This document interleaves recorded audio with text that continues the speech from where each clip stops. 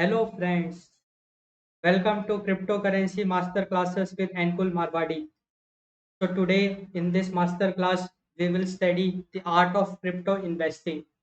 So definitely it would be a complete course on art of crypto investing. So let's get started. So what is the objective of this course?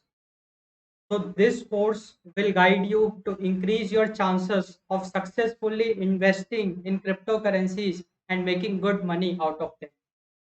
So definitely you will get a very clear insight how to invest in cryptocurrency and how you can make some good profits out of it.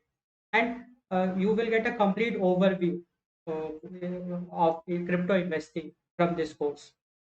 And by the end of the course, you will be in a very good position to start investing in cryptocurrencies because see, by the end of the course, you will have lots of insight that will automatically give you confidence. See, confidence comes with knowledge. So once you have the knowledge of cryptocurrency, the background knowledge, the insight, definitely it will help you in making smart decisions. And with that smart decisions, with that moves, you can make profit. And the best way to use this course is to act on the information. So that here act on the information means start investing. So now let's look into the course overview. Exactly what all we will cover, how we will cover, so that you get a bird eye view of the course, a basic idea of course curriculum, what all we will be covering in this course. So first we will start with money. What is money? You might be surprised why we have to study money because we are just interested in cryptocurrencies. No, it is very important. So that you will get to know. So what is money? We will start with this. Then how people's trust in money has evolved. So money has also got evolved. So all that we will discuss in detail. So that will give you a very clear insight.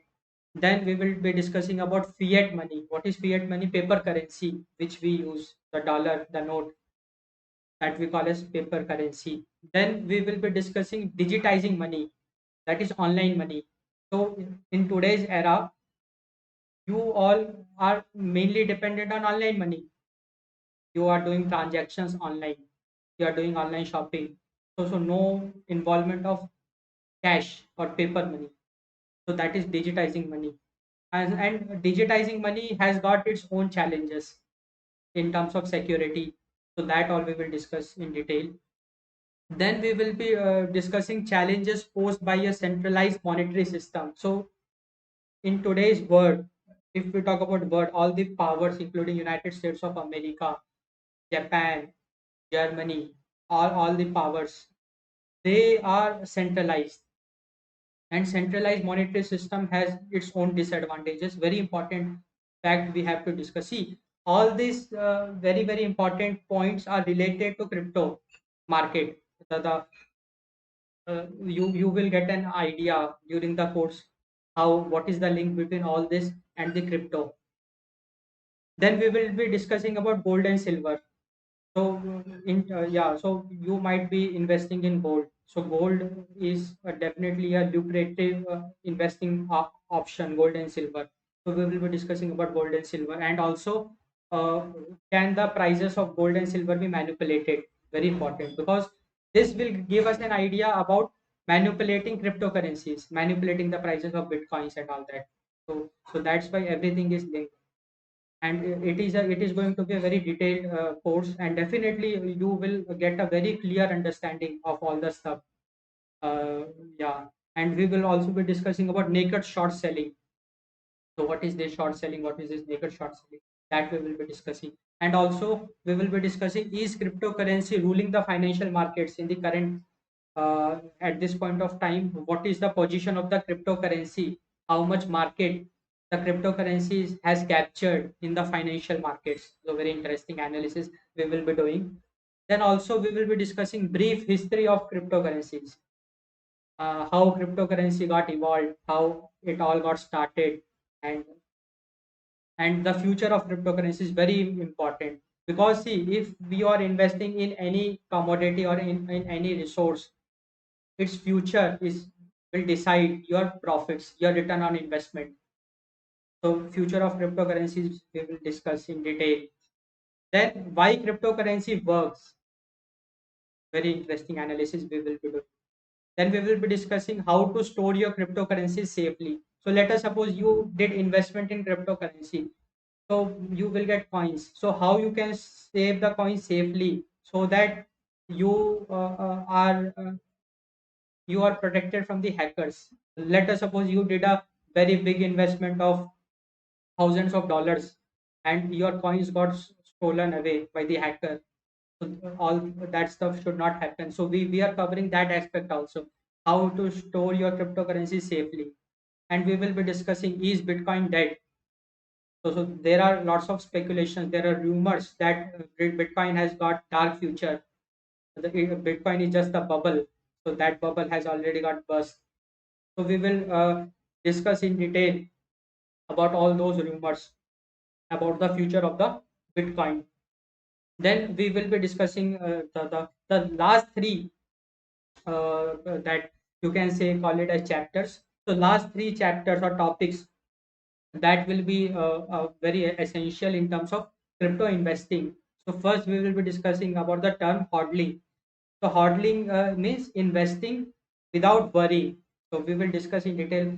Actually, it should be holding, but it is hodling. So it is a very famous term in crypto investing. You might be aware of that also. So hodling we will be discussing. Then we will be discussing pre-investment strategies. Very important. I will be giving you a to the point analysis, some steps using which you can make some good profits also, and definitely you can decide which crypto coins to choose on what parameters. So some metrics we will be discussing. So very important pre-investment strategies. So before investing, how to decide which coin to choose, how much to invest, all that. And investment strategy. So now you are willing to invest on this particular coin, this much money you are willing to invest. Now how to invest, what strategies to follow. So all that we will cover. So definitely it will be a very detailed analysis. It is a very interesting course on the crypto, the art of crypto investing course, and I hope you will enjoy it and you will learn a lot, and you will get sufficient confidence. You will be full of confidence in terms of crypto investing. And definitely it is a beginner's level, and in future I will be bringing some more interesting crypto investing course that will be fully technical. We will be adding mathematics, statistics. We will be analyzing the technical trends, plots, trading. So that is trading. So we will be covering that also. Here we are focused on investing means from a long term vision. We are discussing from a long term vision. Okay, so let's get started. So first, let's discuss about money. So it seems to be very crazy. Okay, we are discussing about money. What is money? A crazy question, but very important question. Everything around us are, is driven by money. So what is money? So at its very core, money is something that is used to represent the value of other things. So very clear statement. So basically, see, whatever resources we are using, we measure that resource with money. We link that resource with money. So money represents the value of other things. Let us suppose you have a MacBook. So you associate some dollars. Okay, the value of this MacBook is some dollars. You have a smartwatch. The value of that is some dollars. So everything from food we eat to resources we use, or the services you use, everything is linked with money. So money represents the value of some other resources, some other thing. That this is very clear to us. Now, if things like gold, wheat, salt, shells have been used in the past to represent value and as a medium of exchange. So if we go back to the history, you are aware of the barter system, the exchange system. So there, let us suppose you are having a rice farms. You want wheat, so you just give rice, and you in exchange you will get wheat. Or let us suppose you have gold. So using gold, get some other commodity. So in the history, there was a exchange system, exchange of commodities. So this is also very clear. Now, see, exchange of commodities. In the history, as we look hundreds of years ago, everything was associated with some other commodity like gold, wheat. There is a major shortcoming in this system. Why? The first is carrying. Let us suppose you have lots of gold, and you know gold is very valuable. Carrying gold is in itself a very risky thing. Let's suppose anybody can stole it, and it at times it can get heavy also. If I talk about wheat, let us suppose I want to purchase a car, so I have to give hundreds of kgs of wheat in terms of barter system, exchange system. So carrying portability issue will be there. So carrying resources in term to get other resources is not a good option. So portability issue we have seen. Now other issue is breaking into pieces. Now let us suppose if we talk about gold, even small pieces of gold are very valuable, very precious. Let us suppose you want to purchase 1 liter milk, and you have gold. So how with gold you will purchase milk? It is not possible. You will be in loss. So breaking into pieces, carrying many shortcomings is there in exchange system. So that's why we got rid of that. Anything with shortcoming, definitely we will come up with a solution to solve that shortcoming. This is the part of evolution. This is how we have evolved. So in current scenario also, whatever problems you are seeing, very soon over the years you will see that people will invent a solution for that, and all those problems will get disappeared. So this is the beauty of evolution. This is how we are evolving. So now we have seen that, okay, what is money? We got an idea, value to represent some other thing. We have seen the barter exchange system in the past. Now let's discuss about the paper money, fiat currency. Fiat currency, paper money is very clear to us. We use it in our daily life. So it is more practical, value storage, because very portable to carry and very easy to break. From $1 to $100 to $1,000. We have notes, we have coins. Very easily we can do the transactions, and yeah, portability very easy to carry also. So what is money is very clear to us. Now let's discuss how people's trust in money has evolved, how money has evolved. So for that, let's understand the gold standard, very important standard. So the money of the United States of America was valued based on its gold holdings. Now, what is this? What is the meaning of that? Let us try to understand with an example. So see, previously what happened was, uh, s- definitely we have seen that the country started launching paper money.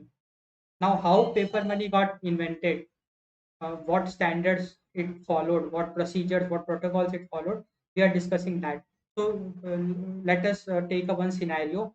Let us suppose you have gold, okay? So gold worth $500. So, you have a gold worth $500. Now, what you will do, you will deposit that in a bank. So, bank is a central monetary system. Now, what bank will do with respect to that gold?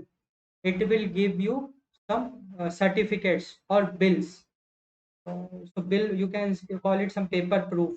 So that is a proof that, okay, you have deposited gold to the bank, and bank is giving you a bill, and the value of that bill is $500. Now this bill is the paper currency. I hope you are getting the idea. So how the paper currency works according to the gold standard. Very important analysis we are doing. Whatever gold, so if we take it into a macro level, if we take into a macro level, let us suppose for United States of America, whatever gold America had, it started depositing it into a bank or a central monetary organization authority. It started deposit, people started depositing, and in return of that they started getting the currency paper. currency bills, and the value of that bill is equivalent to the value of the gold they are depositing. So if they are depositing $10,000 of gold, they will get $10,000 in cash. So this is the gold standard. Now let us suppose I want my gold back. What I have to do, whatever gold holding is there in the bank, let us suppose it is $1,000. I have to give $1,000 paper cash to the bank. Bank will give me gold. So this is the gold standard. So with this gold standard, the best part of this gold standard is that whatever cash is flowing in the market, we are assured that okay, corresponding to this cash, there is a gold with the government in the bank.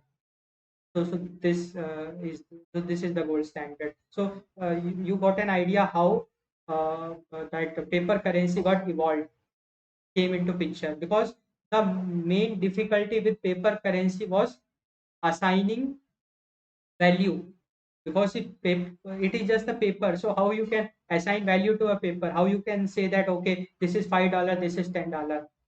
Let us suppose government blindly prints crores of dollars, millions or billions of dollars. Now how it will distribute? There should not be partiality. So let us suppose it gave my friend $1,000. It gave me $100. I will fight.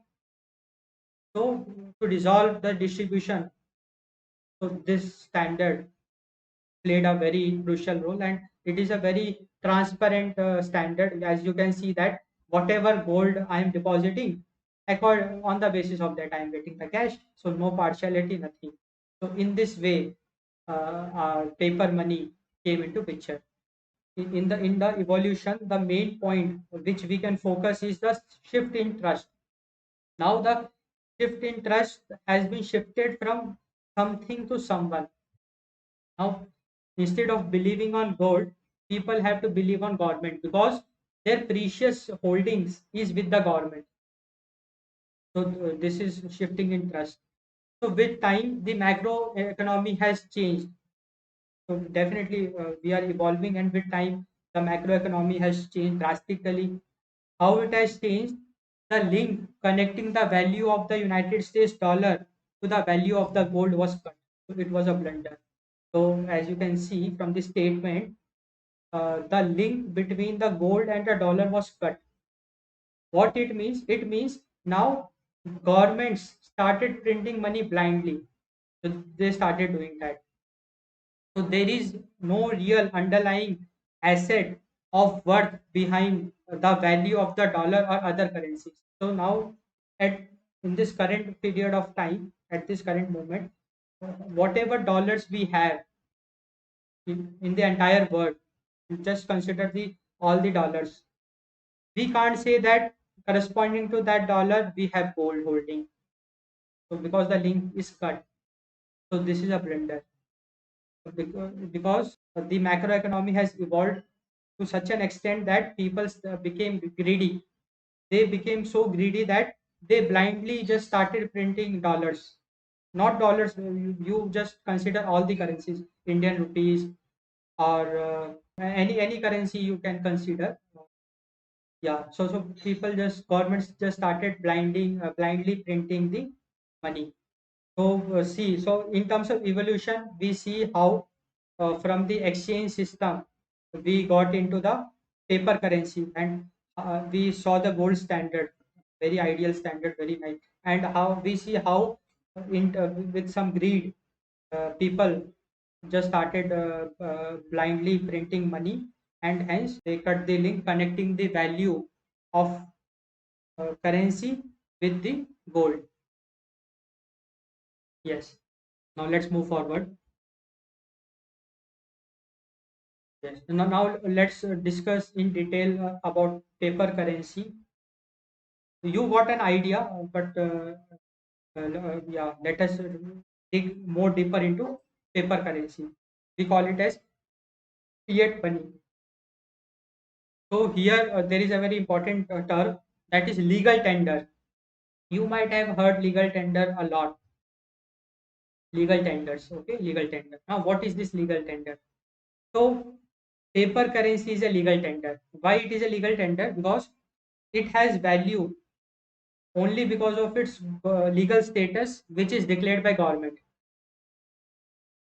So, paper currency is a legal tender, means it has value only. Uh, uh, uh, yeah, it has legal status only until government is supporting it.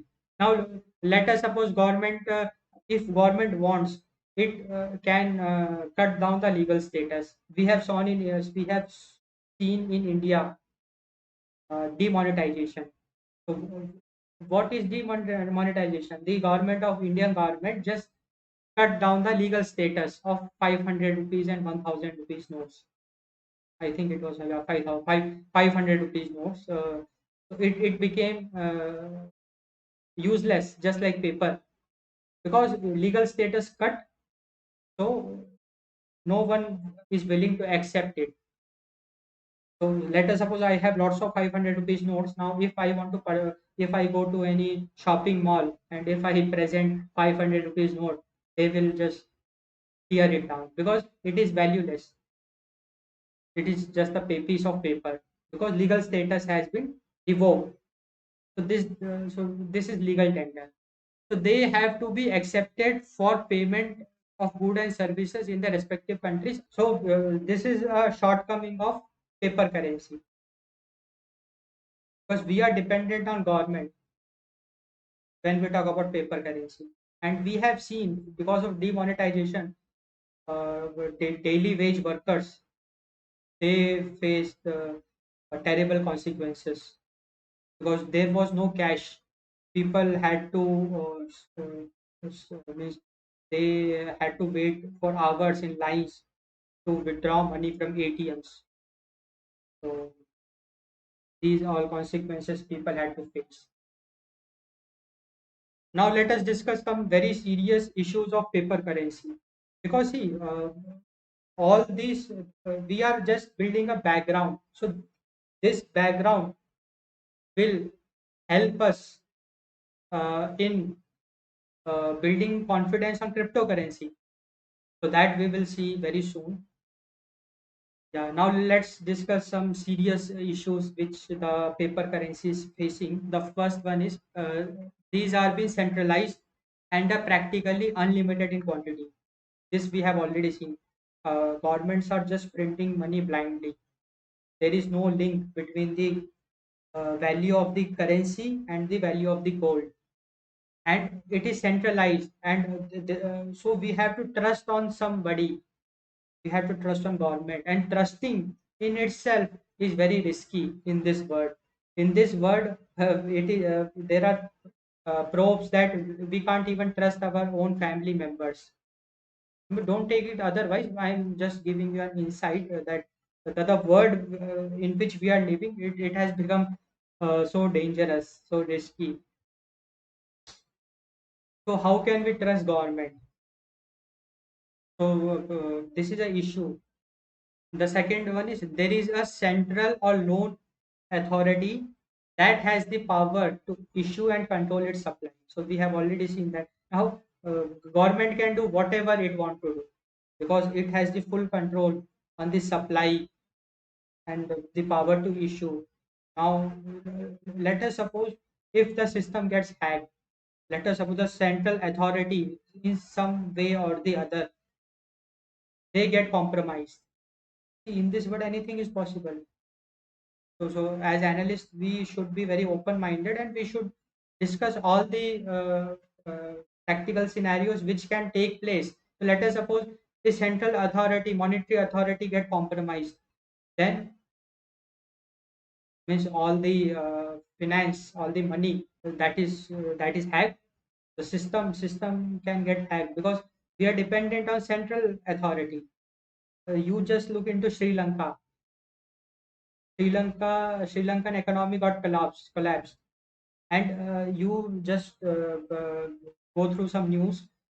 In April of 2022, Sri Lankan government in single day they printed huge money, Sri Lankan money, thousands of crores they printed in just single day. Because of that, now they are facing the consequences. Just look at the inflation, and you just look at the debt the Sri Lanka is facing. People are facing the consequence. So the third issue, you can say that if any monetary authority prints more money, it will flood markets with more of that currency, which can make it worth less.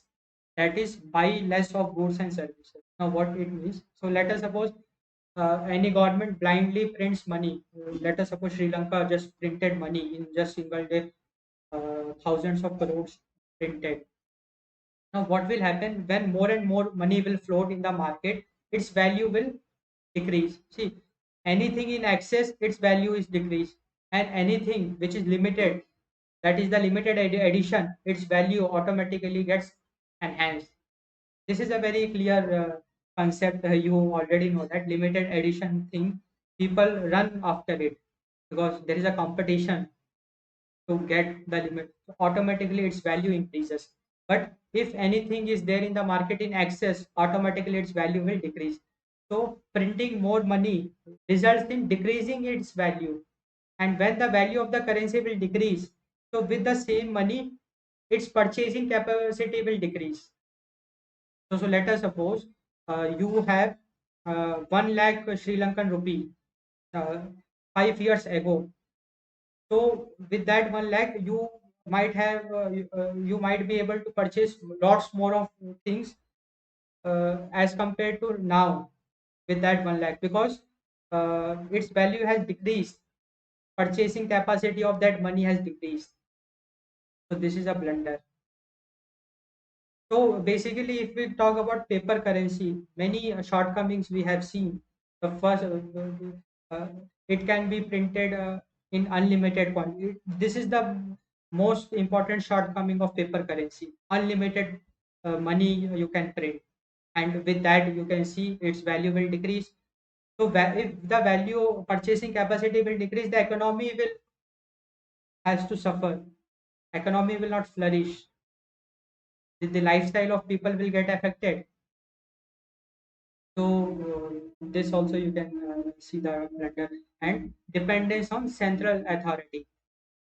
And one more very interesting analysis we did: legal status means paper currency at any point of time that can go void.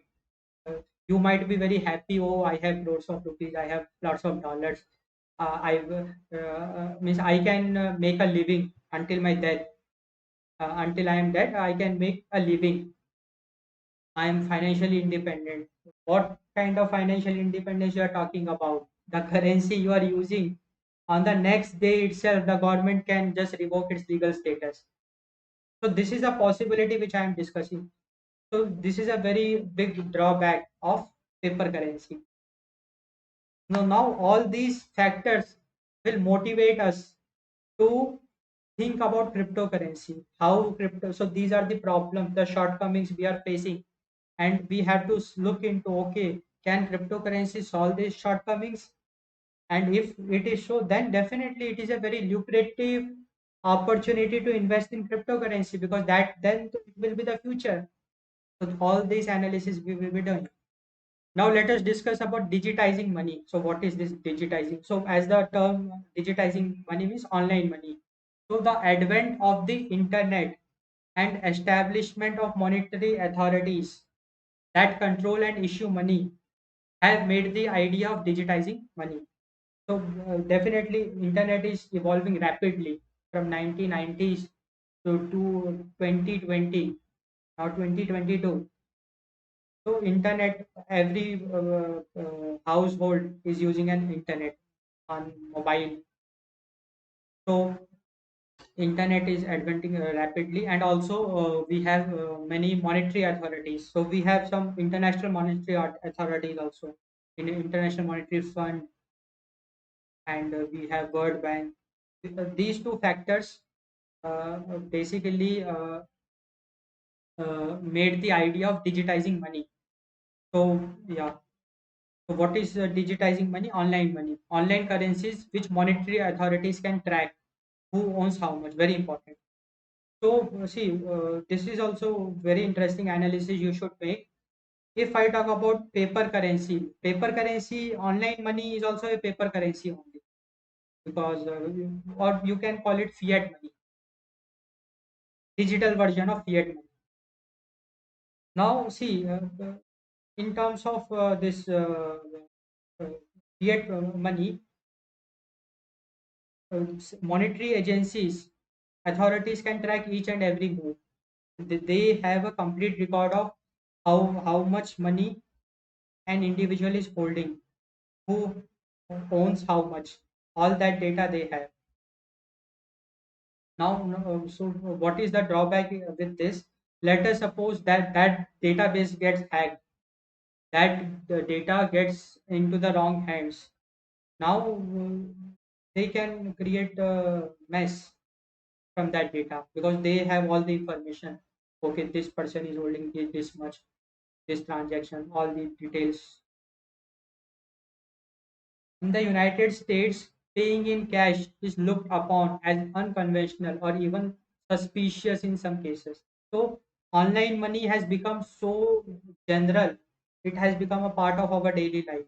So, you also might be transacting more online than offline, from online shopping to paying online that all your subscriptions, utility bills also these days you might be paying online, from food you eat.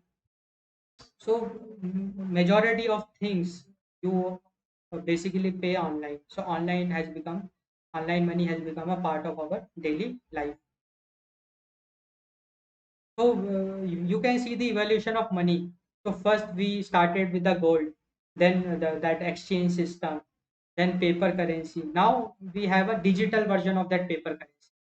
And digital version of paper currency also has got all the shortcomings which the paper currency has got, which we have already discussed. So we should not be proud of online money, because online money is also is having a legal status which can be revoked by the government anytime it wants. Now let us look into some of the consequences of digitizing money. So let us suppose what consequences we may face. So, yeah, the first consequence is very clear. The ever shrinking amount of physical money circulating in many of the world's biggest economies and financial systems. So, if I talk about the hard cash, so the circulation of cash, it is getting affected because most of the transaction is online. And in online, there is no physical movement of any money. It is just a play of numbers. It is just updating numbers from here and there. No actual movement of money is taking place as compared to the traditional offline transactions. So in offline transaction, let us suppose you want to buy a car. So you go to the showroom with a cash in hand and you give that cash. The physical transaction is taking place. And second consequence, how does money in its digital form work? Yeah.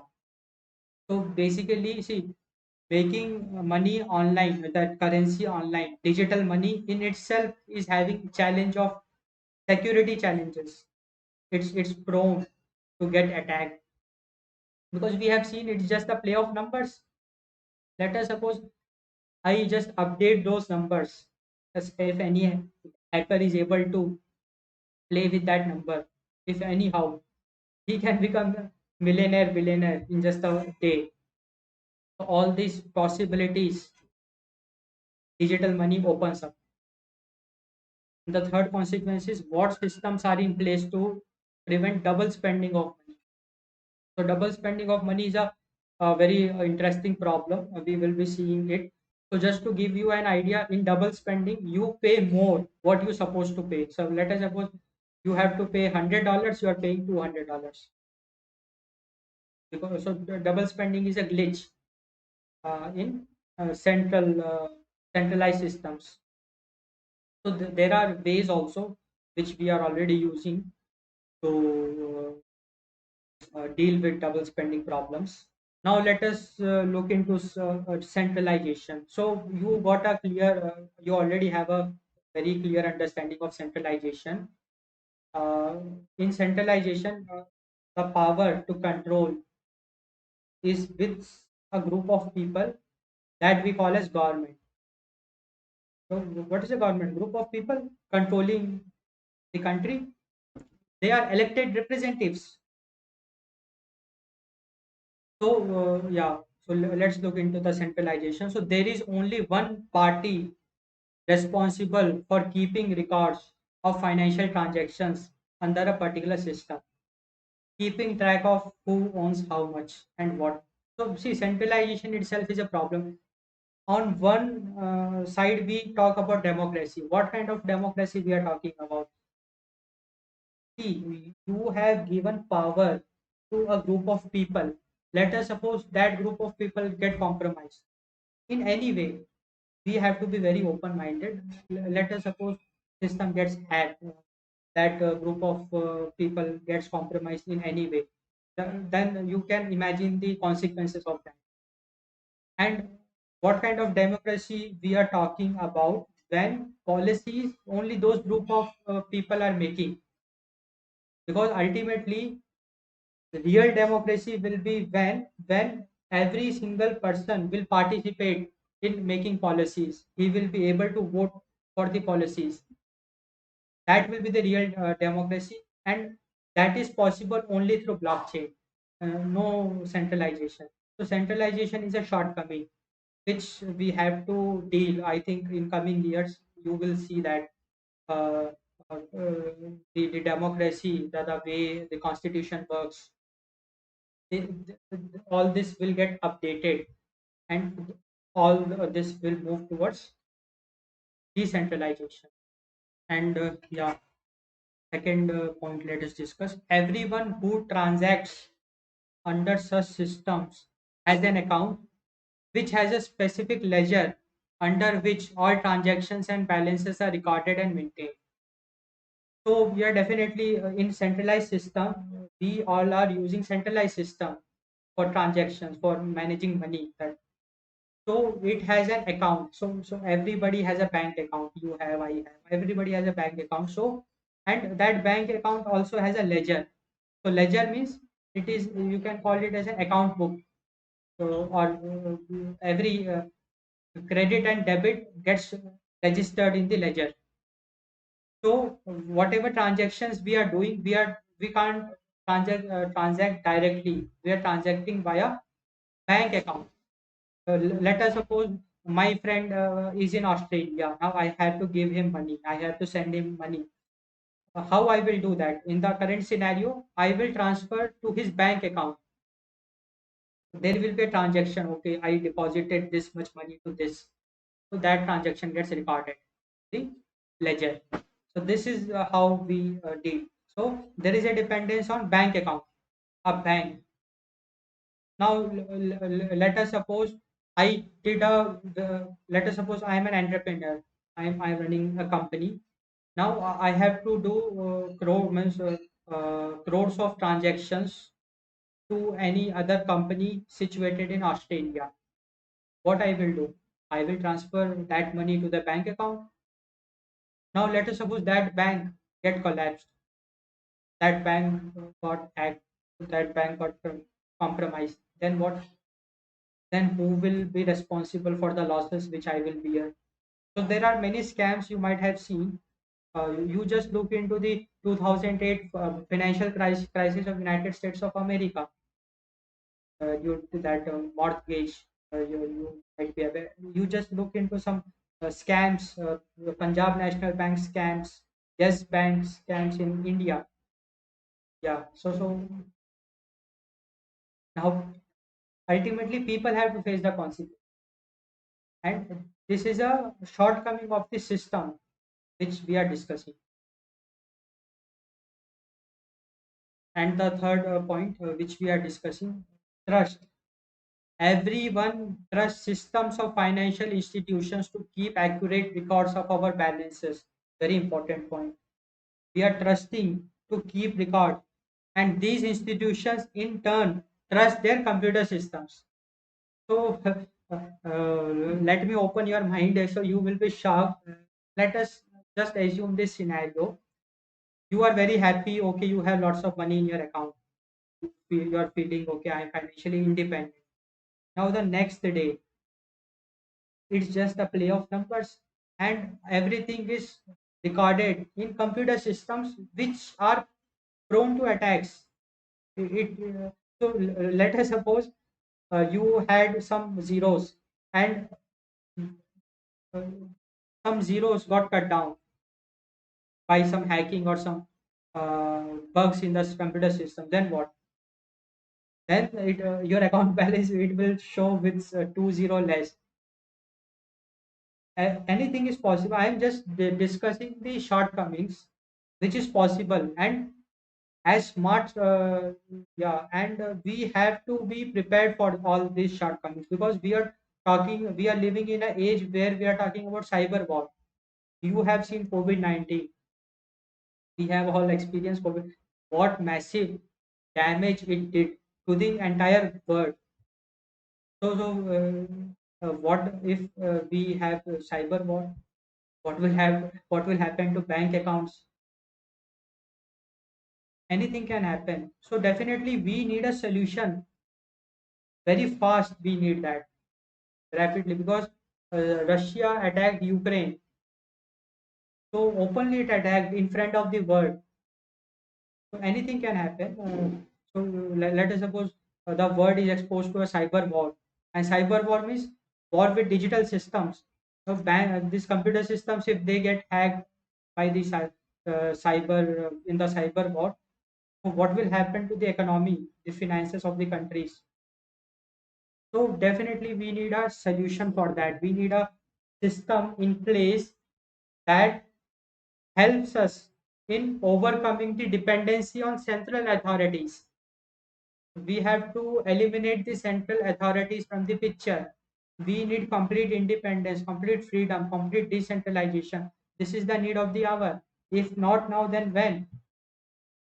In COVID-19, it took, I think, 5 6 months for the first vaccine, and for that 5 6 months, the entire globe was shut down, lockdowns, entire economy got collapsed, and just look at the damage in terms of death. So why are we waiting for the problem? We can't just wait for the problem. Instead, we have to work on the solution. So I hope you got a very clear understanding of the shortcomings of the current system. That is money. So that's why in this course we gave weightage to discussion on money. Now you will get a confidence to move to cryptocurrencies. Yeah, now let us look into the next part, that is challenges posed by a centralized monetary system. So we have already discussed in detail, so let's cover it very briefly. So central banks or monetary authorities have the legal mandates to print as much money they want. They can print and create value in the process. And such legal mandates are akin to unlimited or absolute financial power. This is very clear. We can understand that every central bank, every central authority, every country where we are following this government democracy, they have unlimited power, absolute financial power they have, with no doubt. It is very clear to us. Now, whenever such thing happen, so whenever we give total authority over the monetary system, very sensitive topic we are discussing, there are three specific challenges that need to be addressed. The first is corruption, the second is mismanagement, and the third is control.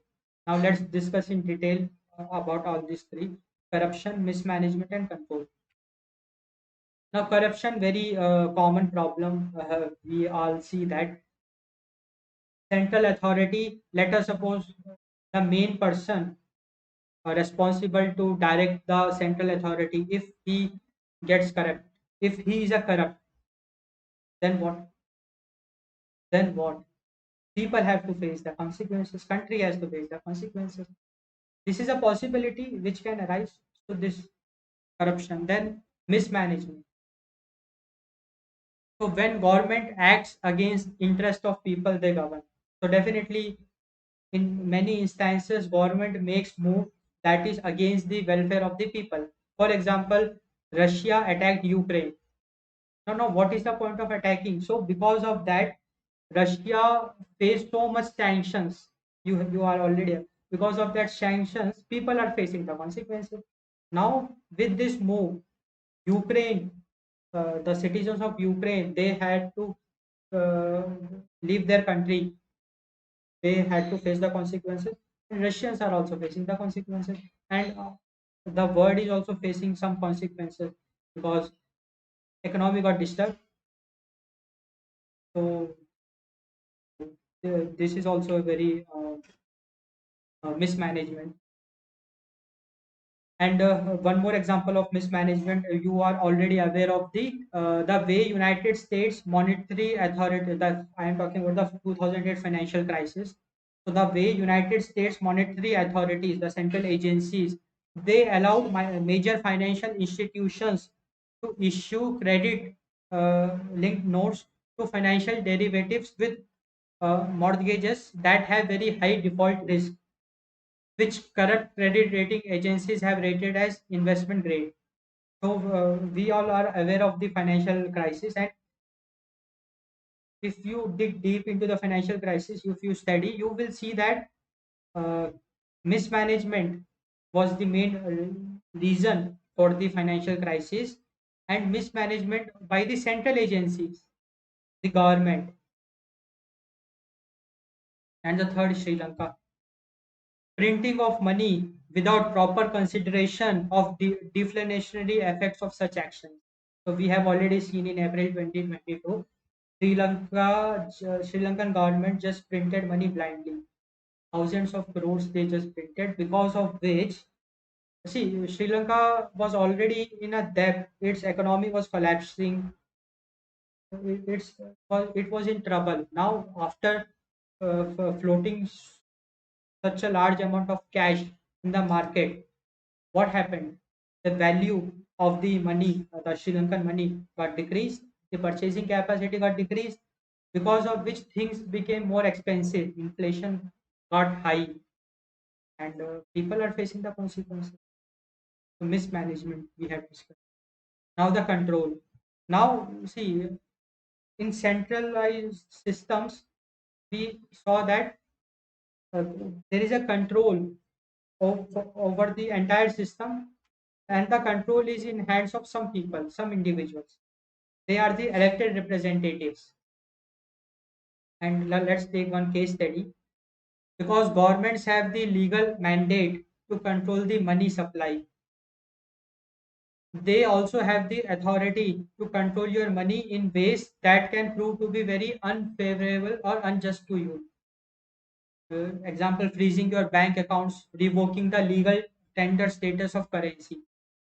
So basically, government can control. They can do whatever they want, and the worst what they can do is they can revoke the legal tender status of the currency. So that will be the worst thing that can happen to the people, because ultimately consequences people have to face. We have already seen that freezing your bank accounts and revoking demonetization. Yes. So yeah. So I hope you are getting a very clear understanding until now. So we have seen in detail the challenges, the future challenges that is in place for us, and we have to come up with solutions as soon as possible. Because if we get late, then it will be a blunder. Just imagine in a period of a month, if we are exposed to a cyber war, what will happen? It will be a devastating thing for people. So so definitely we have to come up with solutions as soon as possible. We have to shift from centralized system to decentralized system. That is the best thing we can do. Now let's discuss about gold and silver. So gold and silver aren't just investments; they are legit money. Yeah, very interesting. So Legit money means in reality, in legal terms, gold and silver are real money, and currencies are not real money. That we will discuss very soon. I will prove that the currencies you are using, the dollar, the Indian rupee, or Australian dollar, yen, whatever currency you take, lira, all those currencies are not real money. But gold and silver are real money. They are legit money. I will prove it. So currencies, that is US dollar, British pound, they are different from money. So they are not real money. They are different from money. Because currency is just the legal tender status we have already seen, and the value of the currency is not determined by the people but by the government. Legit money has important characteristics that make it so, and it is more than just the medium of exchanging goods and services. Yeah. Now let's try to understand it. Very important analysis I am going to make. So just observe, try to focus. See, if I talk about legit money, so legit money has a utility. It has a intrinsic value.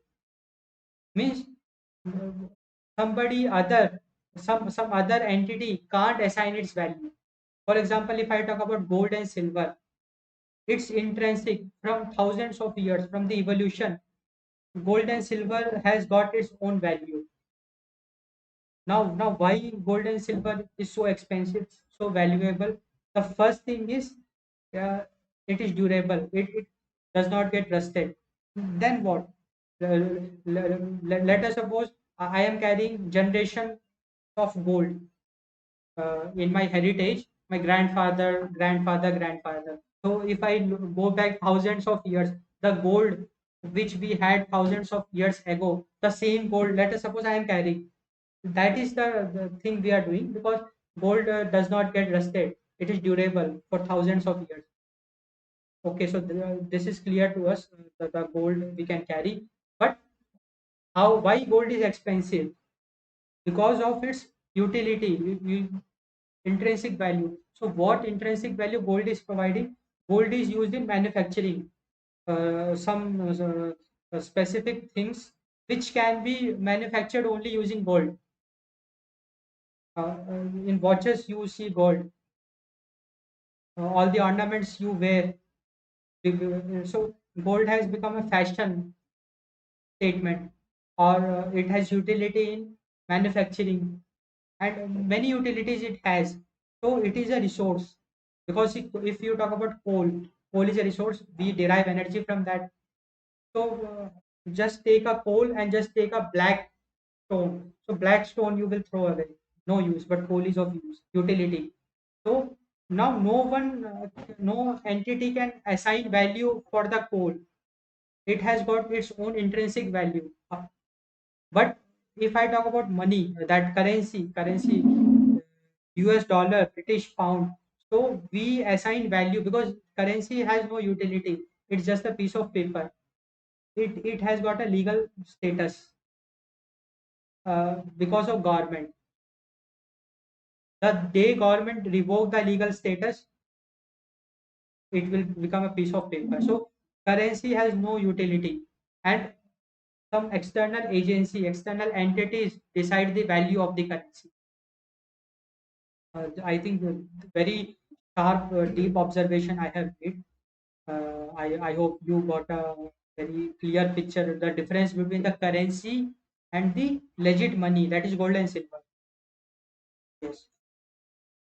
Now let us discuss 7 characteristics of legit money.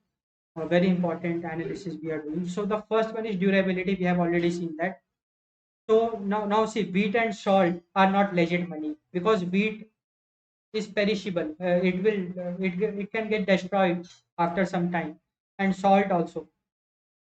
So legit money should be durable, and gold and silver are durable. Divisibility. Legit money should be able to divide it. We should be able to break it into parts. Now paintings. So see, paintings can be durable. Means with proper isolation, you can carry the paintings thousands of years. But Painting is not divisible. Means you can't just break the painting. Okay, this piece I will give to him. This piece I will. We can't do that. So that's why painting is not a legit money. Painting is not a legit money. Or other art also you can say. So it should be divisible. And gold and silver are divisible. We can just break it into grams, 1 gram, 2 gram. Convenience of use. So basically, convenience of use means if we store it, it should be safe. If we carry it, it should be safe. It should be convenient. So that's why we can't use copper and lead, because copper is toxic. Lead is very toxic in nature. So it is not good for health. But gold and silver are good for health also. That's why we wear. Have you seen anybody wearing lead ornament? I have not seen. You might also have not seen, because lead is toxic. So we can't just go with that. So it should be convenient to use. Then consistency in value. Yeah. Over the period, you can see that gold and silver are having a good value, means they are carrying a value, and definitely their price is fluctuating, but that in just short term. If you look into the long term, it is quite stable. If we do the long term, just look into the trend, the price is quite stable. So consistent, we can say that consistency in value. But if we talk about real estate, so see, real estate is durable, because the property, thousands of years, the property will be there. The property cannot get destroyed. It is a piece of land. I'm talking about the plot land. We can divide it into hectares, acres. Convenience of use also definitely, and but it is not consistent in value. Real estate, because the price is just fluctuating blindly. It is not consistent. The next day, the price of the plot may fall down to a very unimaginable level. The next important characteristics is intrinsic value, that we have already seen. Intrinsic value means the utility. The means no other external entity can decide the value. It has got its own value. For example, let us suppose you are traveling and you are exploring jungle, and you got a piece of gold. Now with that piece of gold in itself is valuable. How it is valuable? You can go to any jewelry shop and sell it. You can go to any manufacturing industry and sell it. You will get value for that. But paper has no value. Okay. Limited in available quantity, very important. The legit money should be limited in quantity. The gold and silver are limited. So see, gold and silver we can't produce, we mine it. So the gold and silver are present deep inside the earth. We have to mine it. So it is limited in available quantity. But iron ore. So iron ore has got all the properties. So iron ore is also durable. So see, you will say that it is prone to rusting, but with some proper measures, with applying some special kind of chemicals, you can make it durable. It is divisible. It is convenience to use also, because you can wear iron ornament. In terms of health perspective, it is okay. It is consistency in value. Consistency in value also can be done, but and it is also intrinsic. Means iron has got its own utility advantages, so we can derive value out of it. But it is unlimited. Means iron, you have huge reservoirs. So that's why we can't go for iron as a legit money, because it should be limited in quantity, available quantity. The next is it should have a long track record of acceptability. And if you talk about acceptability from the ages of the kings, just any empire you take, Roman Empire, Ottoman Empire, all the kings, Indian kings you take, French. So all of them have been using gold as a precious commodity. We had gold coins. So people used to get rewards in terms of gold coins. So from the history, we can see that gold and silver have got a long track record of acceptability. They have been accepted by each and every generation. So if we talk about the characteristics of legit money, only gold and silver actually meet these characteristics.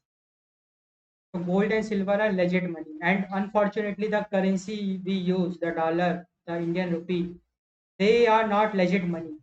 And I just feel why we are using that then. So definitely now it's the time for us to go for an alternative solution, to go for a legit money.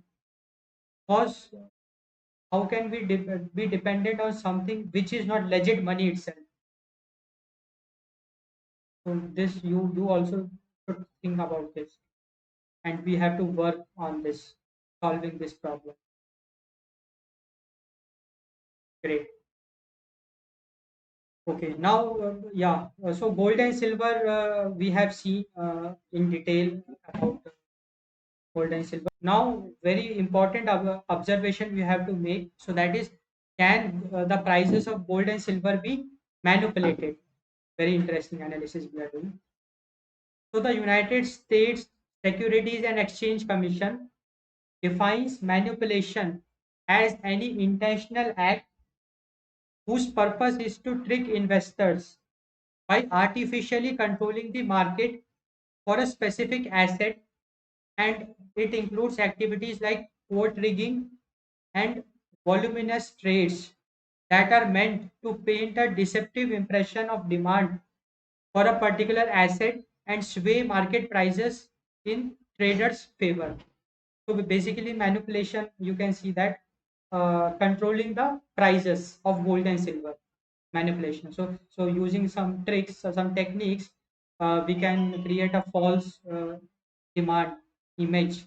Okay, false demand, something like that, and because of that, price can get fluctuated. So this is the definition of manipulation. You can go through it in detail. So this definition is issued by United States Securities and Exchange Commission. Now we are concerned whether gold and silver prices be manipulated. So if it is so, then what is the point of legit money? Let's discuss about that. Okay. So now let's discuss about some beliefs which people are carrying regarding gold and silver. So the first belief is central bankers control the prices of precious metals like gold and silver. So many of the people are carrying a belief that prices of gold and silver can be controlled by the central bankers. And second, greedy private commercial bankers are the ones who are manipulating gold prices downward. That is called price suppression, bringing the prices of gold downward through derivative instruments. So that derivative instrument is short selling and future contracts. So we will discuss in detail short selling and future contracts. But there is a belief that okay, private commercial bankers, they are bringing down the prices of the gold, and central bankers are controlling the prices of the gold. Now let's look into the third belief, that is high volume trades meant to paint a scenario of low and decreasing demand for gold and silver. So basically, people believe that with high volume of trades, high volume of trades means uh, people selling gold in large quantities. Once people start selling gold, so price will come down. So hype will be created in the market. Okay, price is going down. Gold is going down, down, down. So when the price goes down, people get a fear. So they also start selling. So when they will also start selling, the price will go further down. So that is called price suppression. So people believe that with high volume of trades, price separation can be done, and the prices of gold can be brought down. So these are the beliefs. What is the reality that we will discuss with some accurate analysis.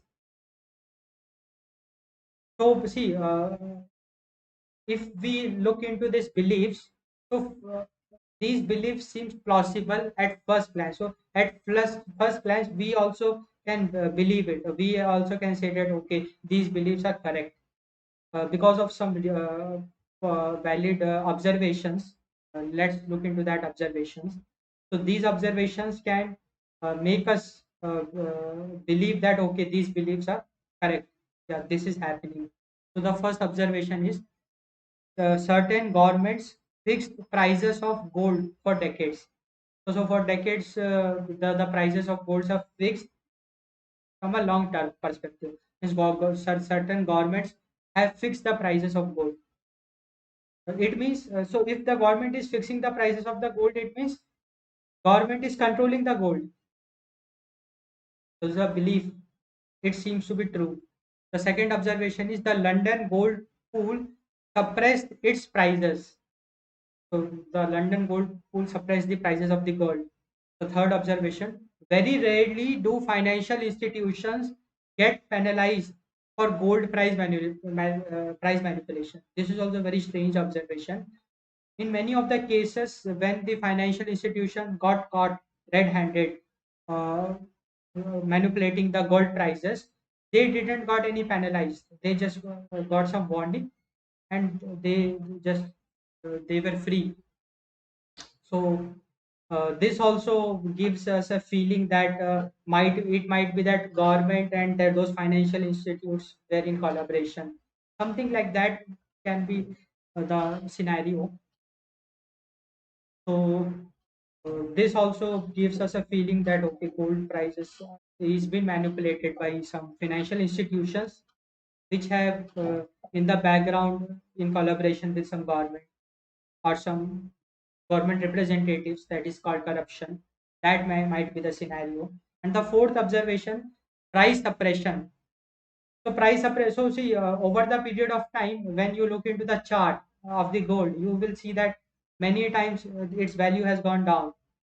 So people call it price suppression. They will show, see, this is the price suppression, and hence I believe that it is been done by some organizations, some banks, some greedy commercial banks.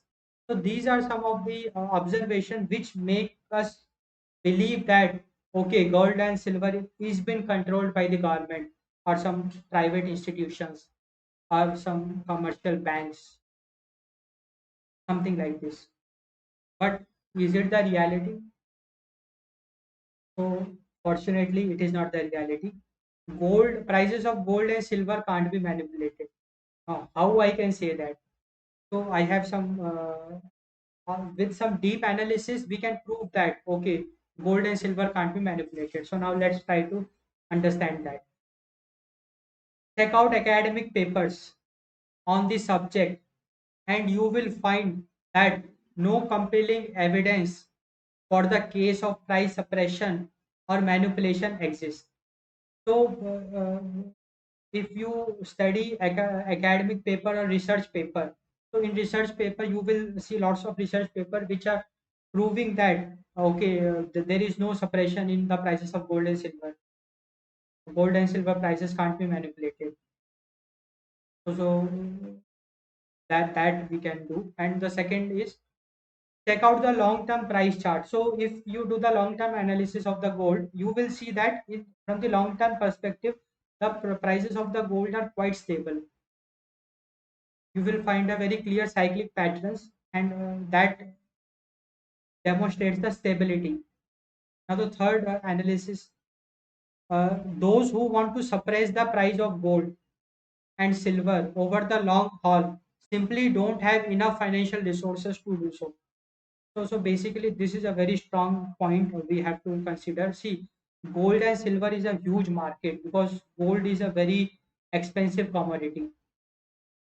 Gold is a very expensive commodity. It is a very huge market, and if you want to manipulate, if you want to bring down the prices and all that gold price suppression you have to do, you have to do trading in billions of dollars, means huge trading you have to do. And if financial institutions get together, in fact if governments also get together, they will be unable, because gold is a universal commodity. It has been traded all across the globe, so it will be a very very difficult thing for institutions to just get together to collaborate and just do trading. So practically with data you can prove that okay, we don't have enough financial resources to do so. So that this is also a very interesting analysis of it. And the final is any significant drops in prices of gold and silver will only increase demand for it, leading to an increase in their prices. So see, here gold and silver, the concept of price separation is different from the belief. So in the belief we have seen that okay, when the price of the gold will start going down, there will be a fear and people will start selling and price will go further down. But in gold it reverse happens. Why is it so? Because see, when the price of gold is start decreasing, many of the people they see a opportunity to invest in gold, because they are seeing okay, now the price is decreasing, let's invest, and when the price will go up we will sell and we will book profits. So when the price will decrease, people start buying gold, and hence stability means price will not go further down, in fact it will start rising. So in this way, because see entire market, uh, whether you talk about gold or you talk about stock market or you talk about crypto market, all the market is governed by only two things: demand and supply. Demand and supply. So I hope these are some of the very valid and very powerful points which proves that okay, prices of gold and silver can't be manipulated and it is a fact. Gold, so we should be happy okay, gold and silver are legit money and also their prices can't be manipulated. So definitely gold and silver are very interesting thing on which we can trust. So definitely gold and silver are a very interesting thing to invest on. So uh, according to me, definitely if you have an opportunity, if you have an option to invest, I will also suggest you to buy some gold and keep that gold with you. Not deposit that gold in any locker or something. Try to keep secure it with your own self. So devise a way for that also. So you never know, in war also that gold can be a saver for you. So whatever adverse situation we may face in the future, I am just discussing a possibility. So the investing in gold. So if you are carrying gold with you, so that is a very good thing. Yes. Okay. Now let's quickly just discuss short selling and naked short selling. Then we will be heading to the main topic, that is crypto. Yes, so let's first discuss short selling. So you got a very clear idea. So short selling means selling something you don't have.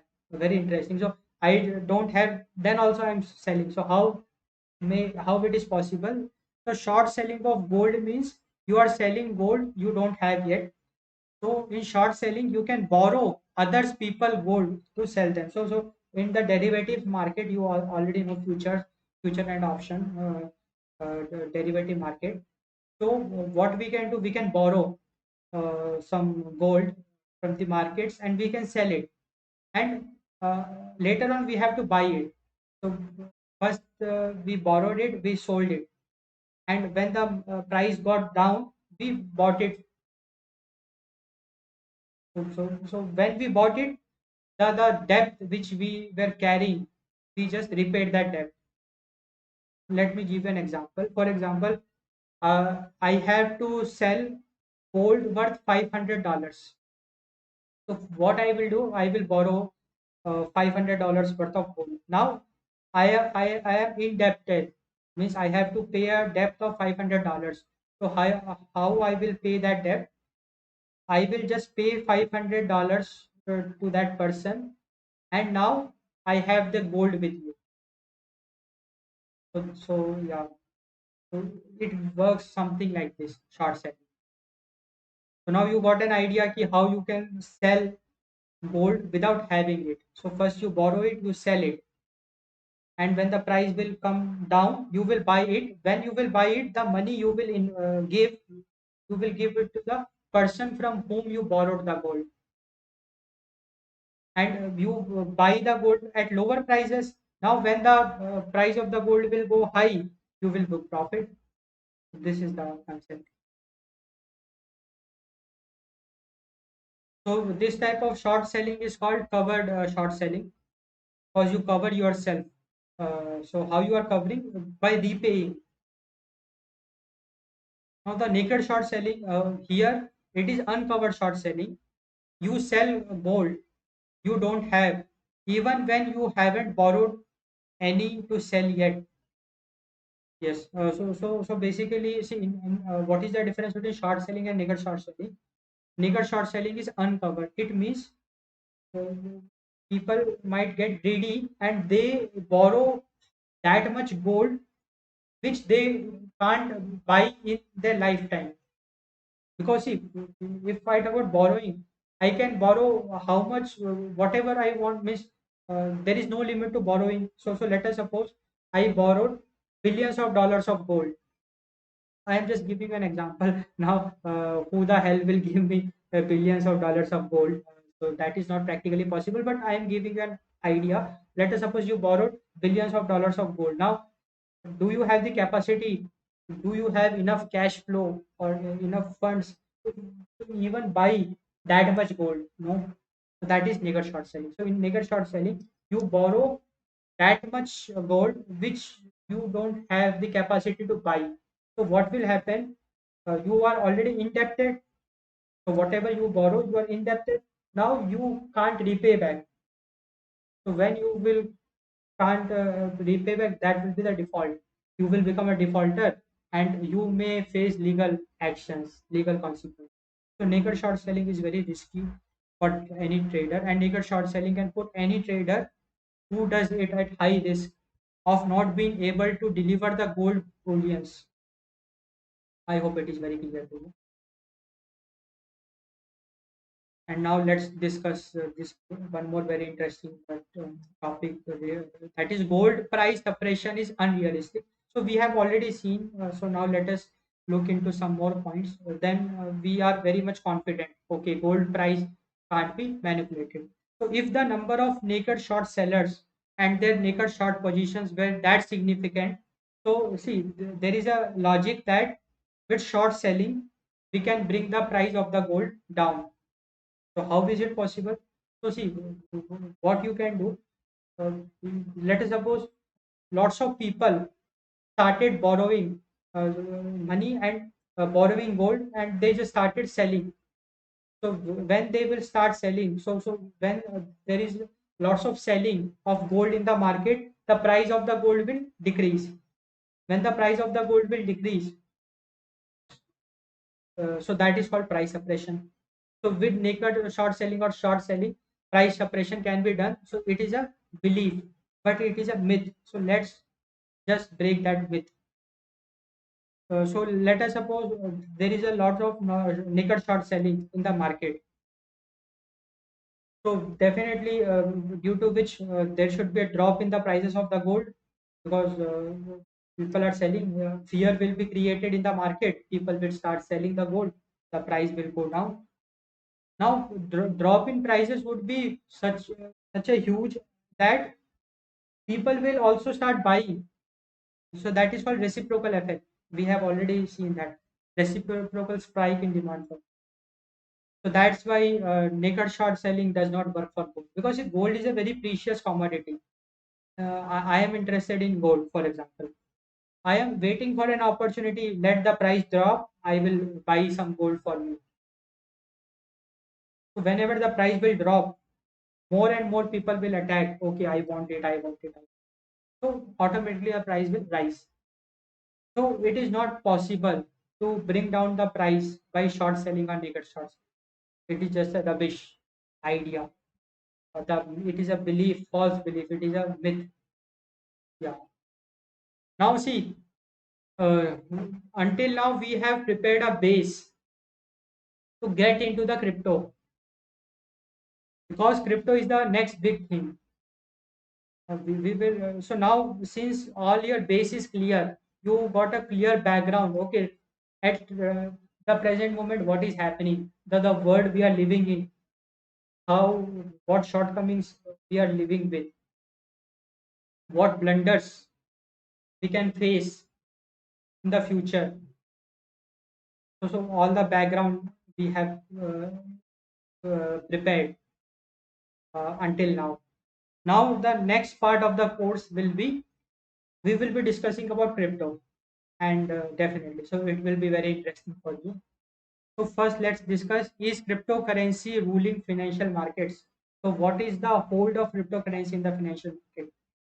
How cryptocurrency is ruling the financial market? So let's look into it. So cryptocurrencies have been in the news all across the globe. Yeah, that you every day you can see, from Elon Musk to many big entrepreneurs. They are very much positive about cryptocurrency. Earlier, cryptocurrency investing used to be the cup of tea of experts and savvy investors. So definitely earlier, only expert investors uh, they used to invest. But because of Bitcoin's massive popularity, it has now expanded to include even the smallest and least experienced of investors. So we have many exchange platforms. I think you might have also invested. So we have very exchange platforms for crypto. We have Binance, CoinDCX, and WazirX. Many platforms we have. So people are investing in crypto. It is become very easy. So investing in crypto means the currency you are converting it into crypto. Let us suppose you invested 1,000 rupees. Now that 1,000 rupees became crypto, whatever coin you purchased. So definitely crypto is capturing the market. How it is capturing the financial market? The currency is getting converted into crypto. So let us suppose I made an investment of 10,000 rupees, for example. So 10,000 coins I have. So similarly, crores of people, millions of billions of people, they are they are investing in crypto. So crypto is capturing the market.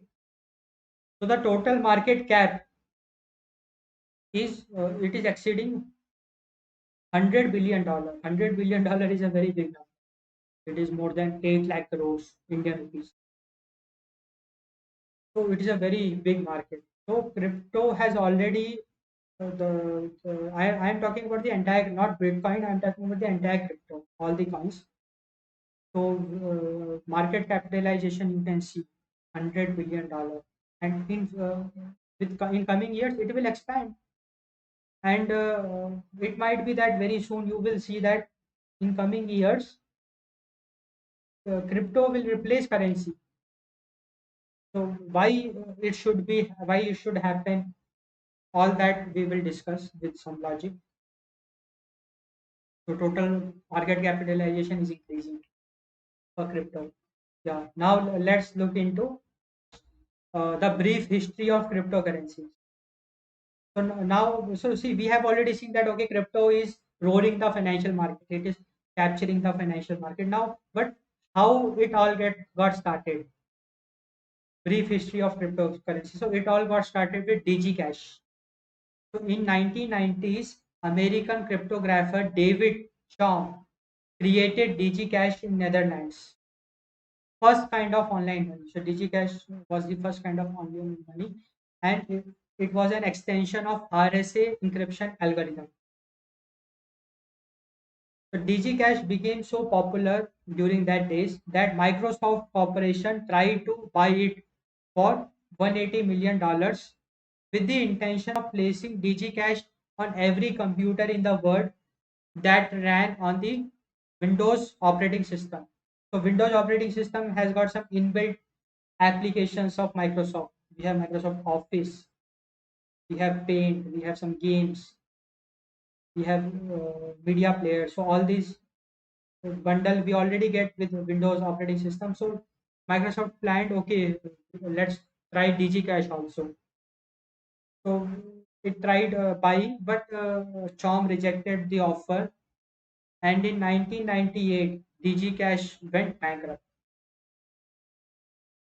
Then we have PayPal, the second generation of internet money born from the learning experiences of DigiCash. PayPal is very popular. We are using it. You also have might have used it.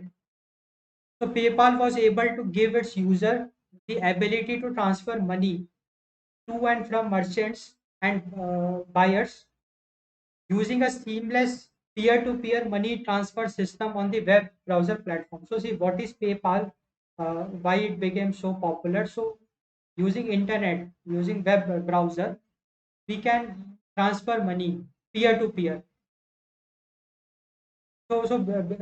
In reality, it is not completely peer-to-peer because in the background, transaction is happening via bank accounts that is not visible to us. But still, PayPal was a revolution because with PayPal, uh, transaction all across the globe was possible.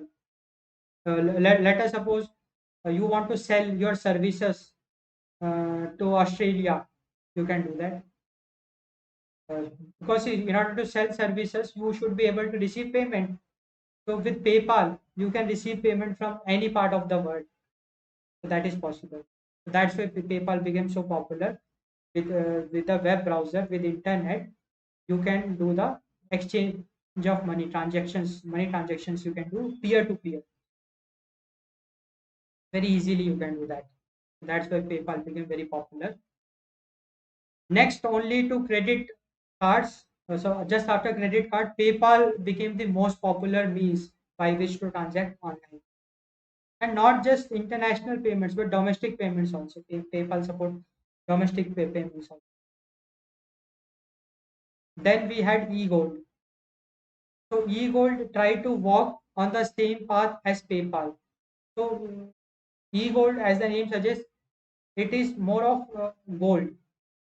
So unlike PayPal, its primary currency was gold. So it received physical gold as deposit. So let us suppose I have gold, I deposited my gold to eGold, and in return I got gold credits. So that we call as eGold. So gold credits I got. So that credit has value. So let us suppose I deposit $1,000 of gold. I received a value of 1,000 credits. $1,000 credit value I received. So this is e-gold. So with e-gold also, uh, cross-border transaction was possible using gold. So how it is possible? Let us suppose I want to pay $1,000 to a person sitting in Japan. So what I will do, I will deposit my physical gold to e-gold, and I will get $1,000 in return.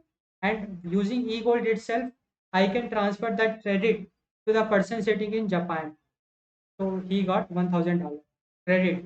Now what he can do? He can just give using that $1,000 credit. He can withdraw the gold. So e-gold is gold-based transaction. It was not that successful because of some fraud, some scams, Ponzi schemes. So it was closed. Now let's come to the Bitcoin. So we saw DigiCash, we saw PayPal, we saw eGold. So all were efforts for online money.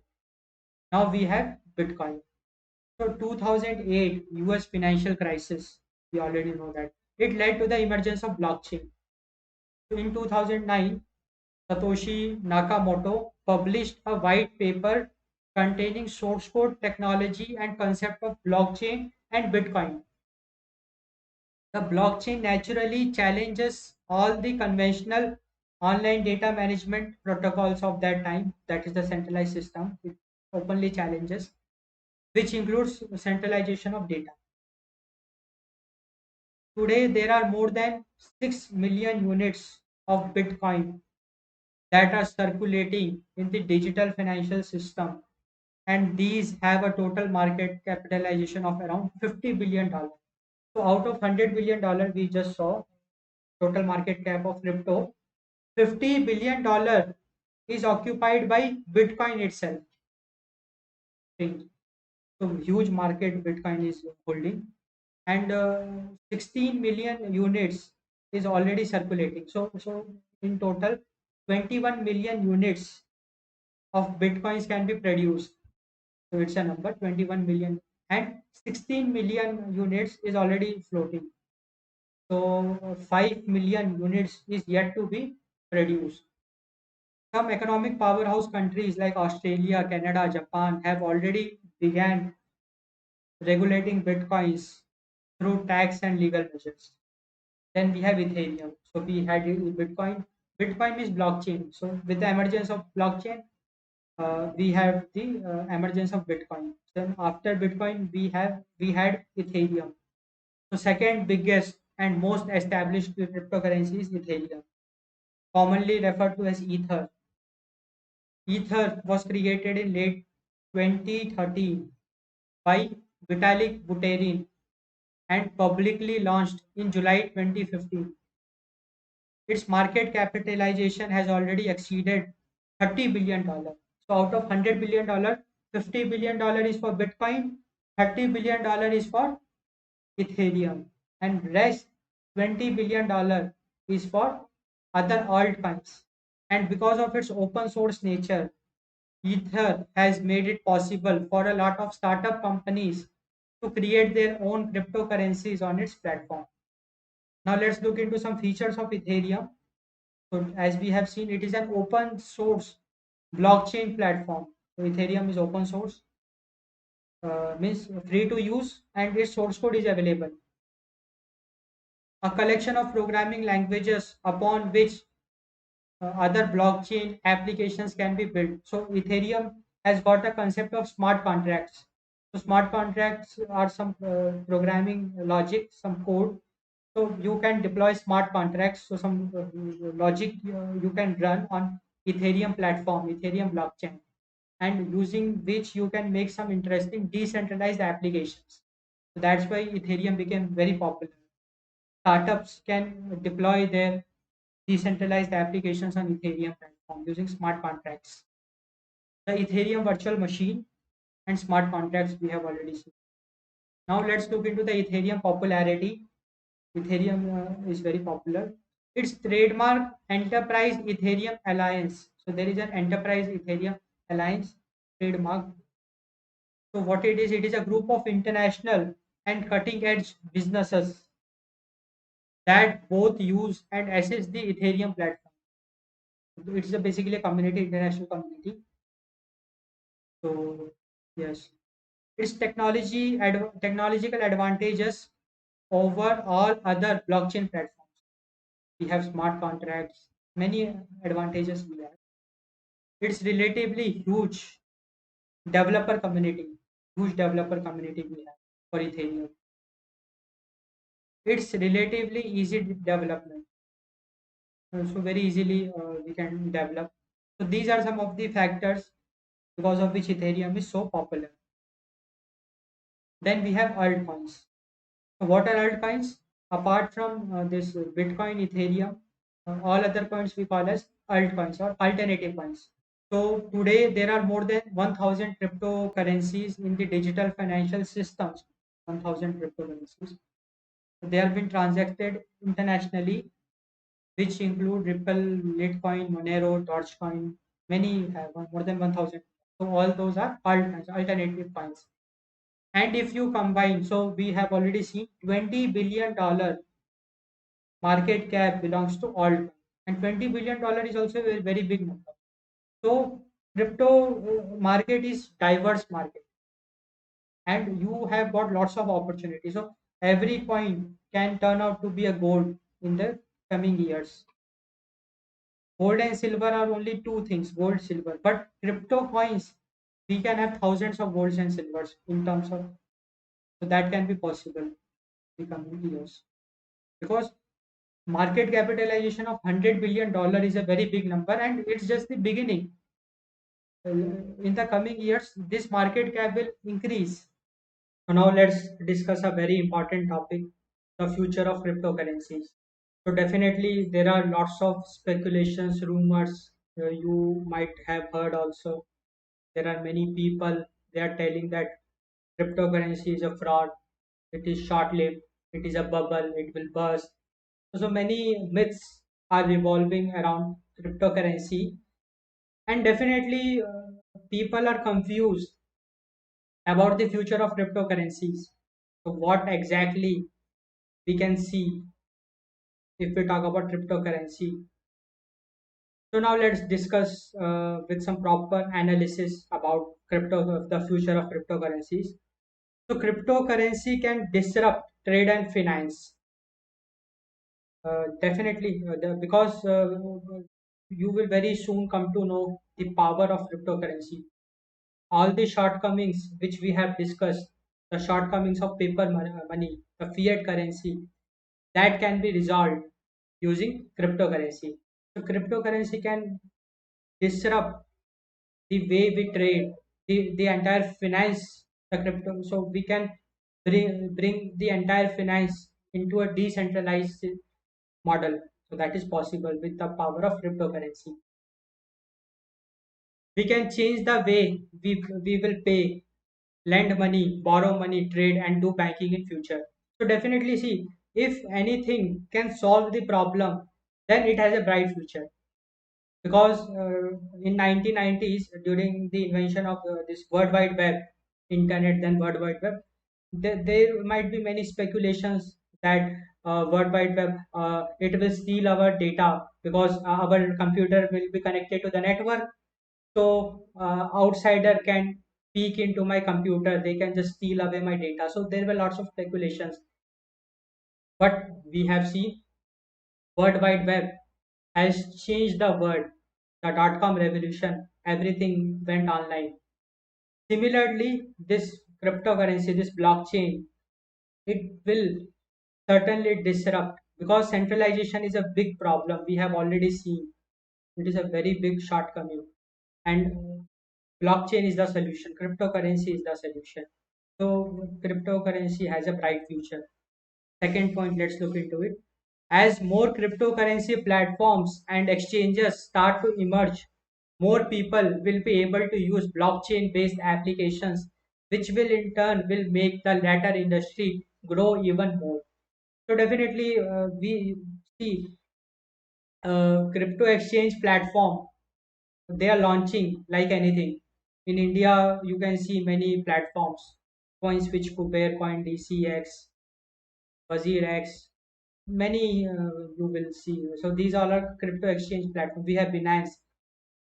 So Binance, you look into the profits that Binance is making. Crypto platforms are emerging. It means people are investing in crypto, because see, if people are not investing in crypto, then why so many companies would have come into picture. So companies are entering into the crypto market because there is a huge potential. And just look into the $100 billion market acquisition. Now, how can it be a fraud? $100 billion is a huge number. It is 8 lakh crores. How can be a thing fraud worth $100 billion? I can't digest it. Just give me a valid point for that. So how people can say that it is a fraud? If it would have been fraud, how would it be able to achieve a market cap of $100 billion? So definitely crypto is not a fraud, and it has got a bright future. It is the future. It is the future because we have to get rid of centralization, and it will help us in getting rid of centralization. In the near future, we will reasonably accept several major currencies to be accepted in the financial mainstream, which can signal a whole new era of digital finance. So, one more very valid point to prove that crypto is the future. See, many countries, they have legalized crypto. You take Japan, you take Australia, and many small European countries. They have made crypto legal. So their crypto can be used as a currency. So you can do normal shopping from that crypto. All these are indications that crypto has a very bright future. And if crypto has a bright future, then investing in crypto is a smart thing. And invest in crypto from a long term perspective. It is a digital gold. You will very soon come to know it is a digital gold. So if you invest in crypto, just do the holding, means just invest and forget. Then definitely you can reap the fruits in coming years. You can get some good fruits out of your investments. Now let's look into why exactly cryptocurrencies work. So how cryptocurrency was able to achieve a market cap of $100 billion. So we have already seen that compared to gold, fiat currency, the paper currency, they are not real money. But cryptocurrencies are a solid alternative to fiat currency, and they are much closer to gold. So all the properties which gold has, crypto also has. And crypto is a real money. And because crypto is a legit money, all the seven properties which we discussed, durability, breakable capability, stability, acceptability, and some more points I am sure. Convenience. So all these properties are satisfied by crypto. So that's why crypto is a digital gold, and all the shortcomings of fiat currency can be overcome by cryptocurrency. So cryptocurrencies work better than fiat currencies. So now let's look into detail of some of the very powerful points, very important. Because if you are investing in cryptocurrency, at least you should know the some important characteristics of cryptocurrencies. So now we are discussing that. So the first one is low risk of disruption. According to David John Grundy, the global blockchain head of one of the world's biggest banks, Danske Bank, the only way anyone can stop or shut blockchains is by shutting the internet itself. So blockchain is so powerful because the blockchain is a distributed architecture, no single point of control. It is completely decentralized. There are many owners. All the people participating in blockchain are the owners of the blockchain. They have a copy of the ledger. The ledger is not maintained by a single authority. It is distributed among full nodes. So you can imagine the power. So it is completely decentralized. So let us suppose one system get hacked, but all other systems are still protected. So that's why we can't shut down the blockchain, because you never know. There are many hidden full nodes. They are maintaining the ledger. So how can we shut down? It is not possible because it is not a central authority. So that's why low risk of disruption. So we cannot disrupt blockchain technology. Portability. Portability, as you have seen, cryptocurrencies can be easily transferred. It is completely digital, so you can easily transfer from one account to another account using online gadgets such as computers, tablets, or even smartphones directly without any intermediary. So the main advantage of crypto is that no dependence on any third party bank, no dependence. So let us suppose I want to transfer money. So in crypto there are wallets. So I have a wallet, my friend has a wallet. So I just have to know the address of the wallet of my friend, and using that address I can transfer my money to my friend's wallet. Here money will be the cryptocurrency. So in the background, how it works. So whenever I do a transaction, so first that transaction goes to the blockchain. So blockchain is a distributed, decentralized architecture.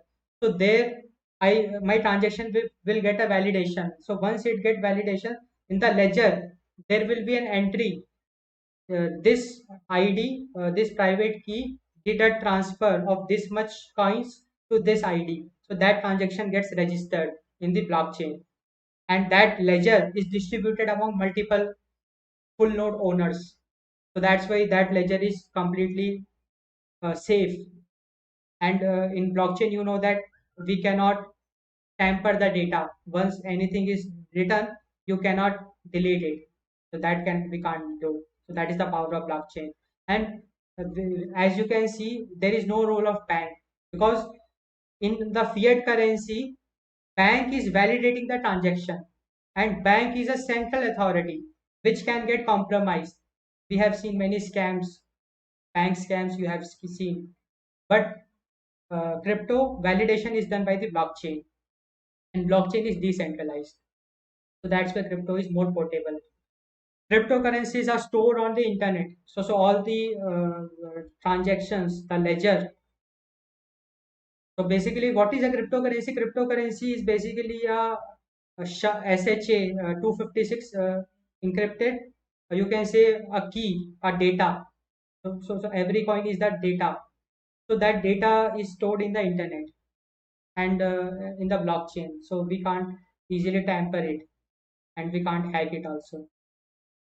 So you can go, we can go anywhere with a good internet. So from the any part of the world you can travel, you can carry crypto with you, because it is on the cloud, it is on the internet, in the blockchain. You just need an internet. So if you have an internet, you can access your bitcoins, and you can do whatever you want. So this is portability. Then we have better value storage. So financial assets as good value storage means having the ability to maintain purchasing power over time. So we have already seen the concept of purchasing power. So basically, Bitcoin or in general cryptocurrencies have got good purchasing power. If you talk about Bitcoin, look at its price. It is thousands of dollars. In Indian rupees, it is around 20 lakh, just one coin. So just look at the purchasing capacity of the coin. So with just one coin, you can purchase so many things. So Bitcoin, Ethereum, and all other cryptocurrencies, they have good value storage. But there is one more interesting thing we should consider. Can cryptocurrencies be really relied on value storage? Uh, Why is it so? Why is it a point of concern? Because you know that in crypto, the value gets fluctuating. You see, Bitcoin started with, let us suppose, $1. Now it is ten thousands of dollars, so means thousands of dollars, or you can say 20 lakh. Then became 60 lakh, 50 lakh. Now it is 20 lakh. So just look at the fluctuation. It means cryptocurrency is highly volatile. It is very volatile. So and if any asset is highly volatile, can we rely on it? Let us suppose I purchased Bitcoin, and after 1 week it went very down. So then the value of that Bitcoin will be less. So this is a point of concern, and definitely in the coming time you will see solutions for it also. This is a shortcoming, I can say that for cryptocurrency, the high volatile nature of cryptocurrency, it's a very big shortcoming. We have to devise a solution for that. If we get a solution for that, then crypto will become an ideal asset, financial asset for the modern finance, for the modern fintech. It will completely disrupt the centralized system of finance, and we will see a new era of finance, fintech, using cryptocurrency. The gold comparison. So definitely we have already seen cryptocurrency is similar to gold. Cryptocurrency's ability to store value over long term, that we have seen. When more people start believing that cryptocurrencies are able to store the way gold can. So see, Bitcoin is very precious. Why it is precious? One Bitcoin is worth of 10 thousands of dollars. So you can imagine the power of Bitcoin. It's as precious as gold. So people are investing. So comparisons to precious metals can be a very strong factor that can influence the perspective of general markets in terms of number of investors who will view cryptocurrencies as good investment vehicles. Yeah, next very interesting characteristics of cryptocurrency, that is limited quantity. Very interesting. So see, unlike fiat currency can be printed unlimited, no limitation, but there is a limitation for cryptocurrency. For every cryptocurrency there is a limitation. There is a limited number which you can generate. So cryptocurrencies typically have a limited quantity of units which is defined in their respective blockchain protocols. So different blockchains have different protocols they follow, and every crypto has got a different number of units that can be produced. So if I talk about Bitcoin, it is 21 million. So in total, we can only mine or create 21 million Bitcoins. So yeah, and similarly, Litecoin, it has 84 million units. So now it is an advantage. So see, the one of the major shortcoming of fiat currency was unlimited. With the unlimited, you can just float lots of money in the market, because of which the value will get down and the purchasing capacity will decrease. But for Bitcoin, since it is limited in number, it is a limited edition. There will always be a race to get Bitcoin, just like gold. Because gold is also limited in number, there is always a race. Whenever people get an opportunity, they will buy gold. So because of which the value of gold is very high. Similarly, there is a race for Bitcoin also, and in future also, there will always be a race for Bitcoin.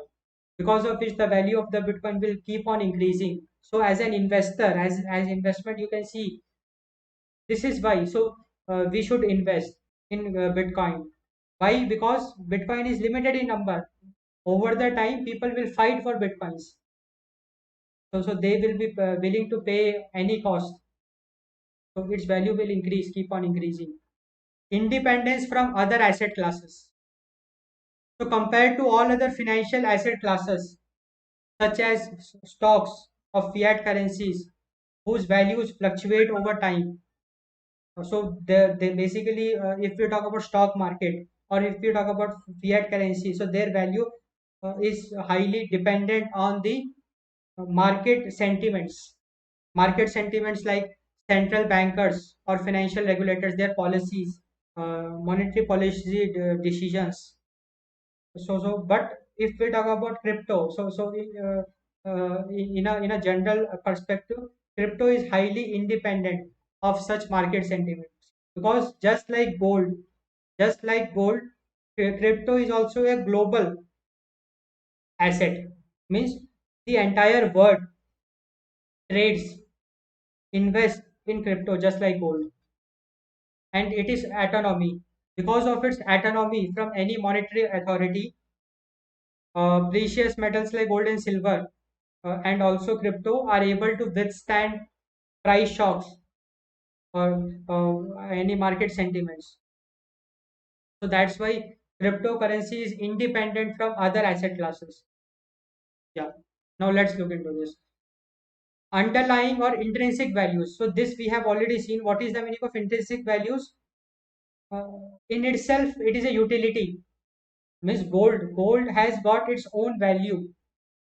No other entity has to define the value for the gold, because gold in itself is a very precious commodity with utility. What utility? It is a fashion statement used in ornaments. It is used in manufacturing. So gold in itself is a utility. But fiat currency, we have seen, it is just a piece of paper. It is a legal tender. It has not got any of its own utility. Government assign its value. But crypto, just like gold, has got its own intrinsic value. So cryptocurrency has intrinsic value, means utility. Cryptocurrency has got its own utility, practical uses that gives them their values. Gold, for example, is used for manufacturing jewelry and electronic parts such as semiconductors. So gold has got its value. Real estate has got its own value because it has the capacity to withstand buildings. Similarly, cryptocurrency also has got its own utility, has got its own intrinsic value. So cryptocurrencies hold a huge promise in terms of changing the way financial transactions are done online. So how cryptocurrency is a utility? See, cryptocurrency eliminates the banks. So when the banks got eliminated, all the transaction fees which the bank used to take, that will get eliminated. So cryptocurrency is a new way of exchange of money. So it is a utility. So changing the way financial transactions are done online, which include contract enforcement, record keeping, payments. So cryptocurrencies can bring a revolution in payment. So how it is a utility? So let us suppose I have 100 coin. I have 100 Shibo or a very low value coin. So suppose I have lots of low value coins. Now you might say that it is no use for no, it is of no use. But let us suppose one of my friend want to do transaction, an international transaction, and he is facing some legal issues to do the transaction. So what he can do, he can just use my low value coins and he can do that the transaction of that coins. So here I am deriving a value. So having coins in itself is a valuable thing. And you also know that in crypto you can exchange coins also. Let us suppose you have a particular kind of a coin and you can exchange it with some other type of coin.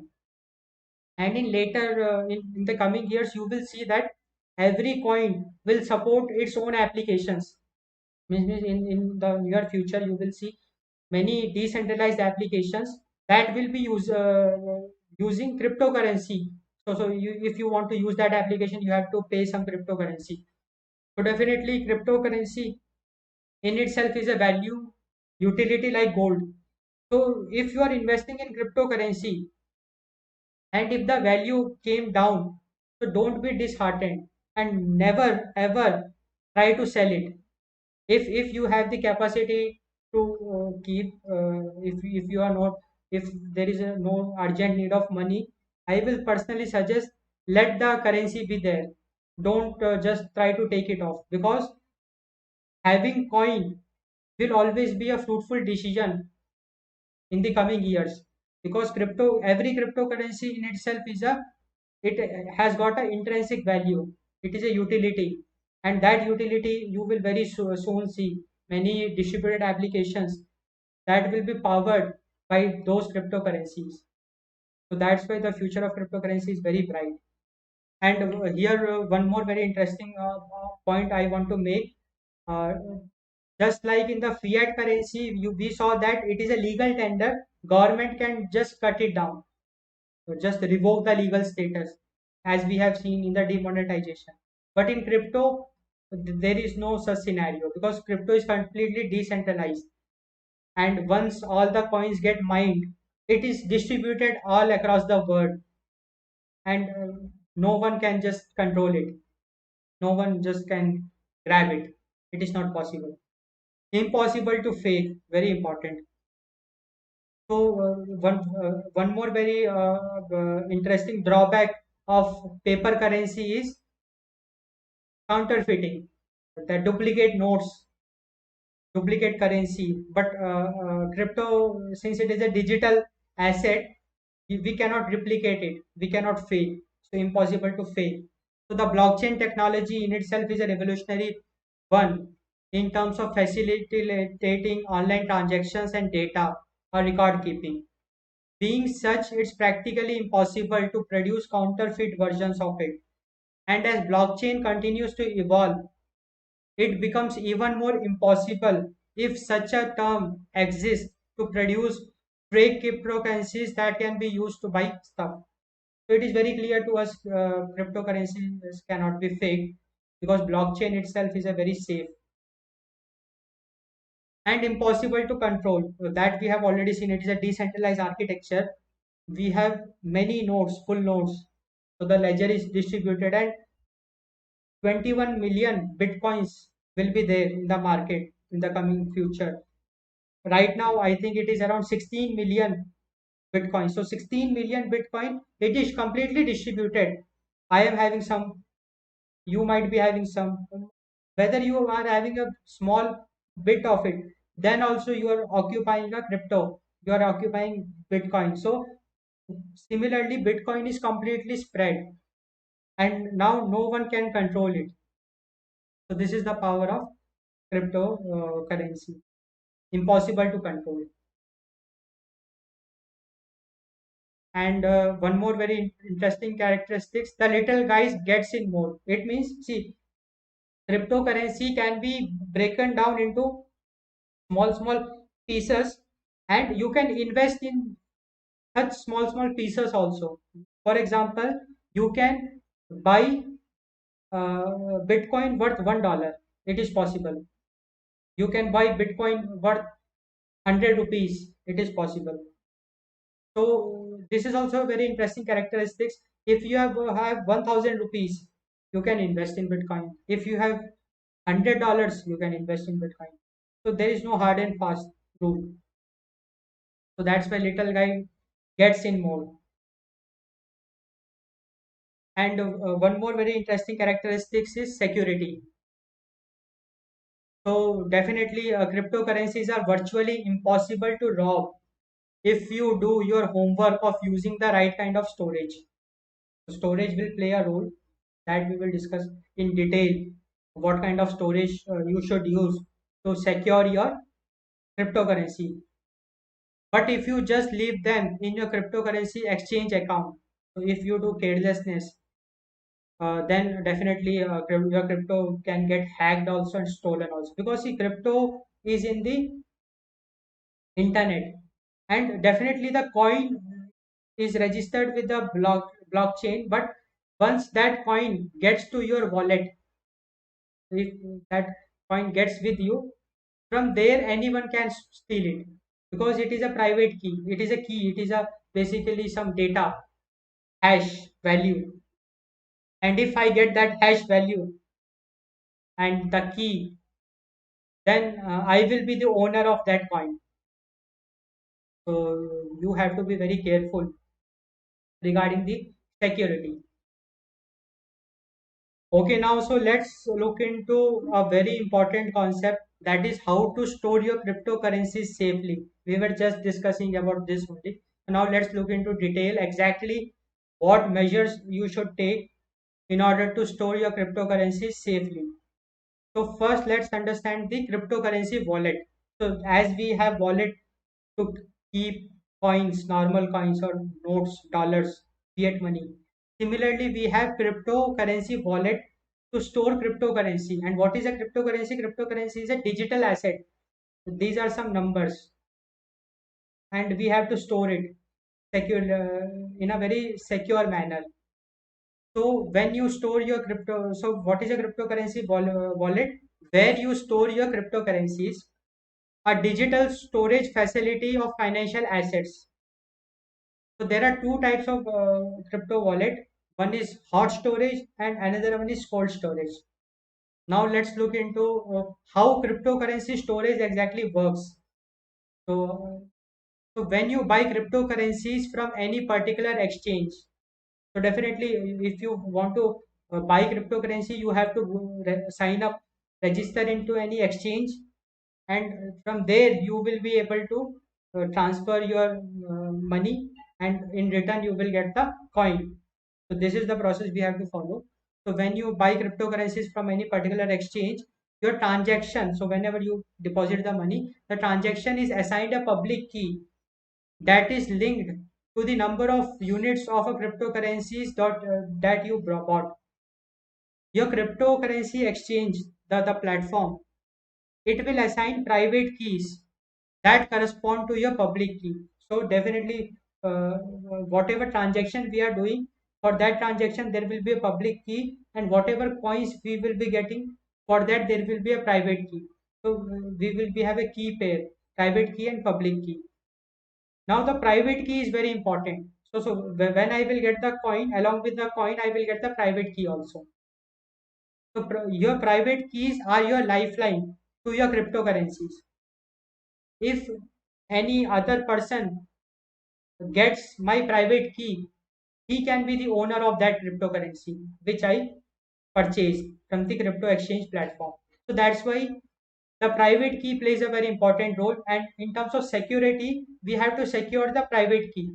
Private key is like the ATM pin number. Okay, so now I hope it is very clear to you. So now let's look into two types of storage. We have already seen hot storage versus cold storage. So hot storage wallets are those that are online or internet based. So hot storage means online wallets, wallets which is connected to the internet, and cold storage are offline wallets. So definitely, in terms of security, offline is more secure than online. Online, it is always exposed to hackers, but offline, it will be very difficult for the hackers to penetrate into your system if the wallet is offline. So cold storage is offline wallet. Cold storage comes in two general variants. So if I talk about cold storage, there are two types of cold storage: paper storage and hardware storage. So what is paper storage? So see, whatever the private key you got, so whenever you purchase any Bitcoin or any crypto, you get a private key. So in paper storage, what I do, on a piece of paper, I write that key and I just store it in the locker. Because if that key is exposed, if anybody gets hold of that key, I will lose all the coins which I have.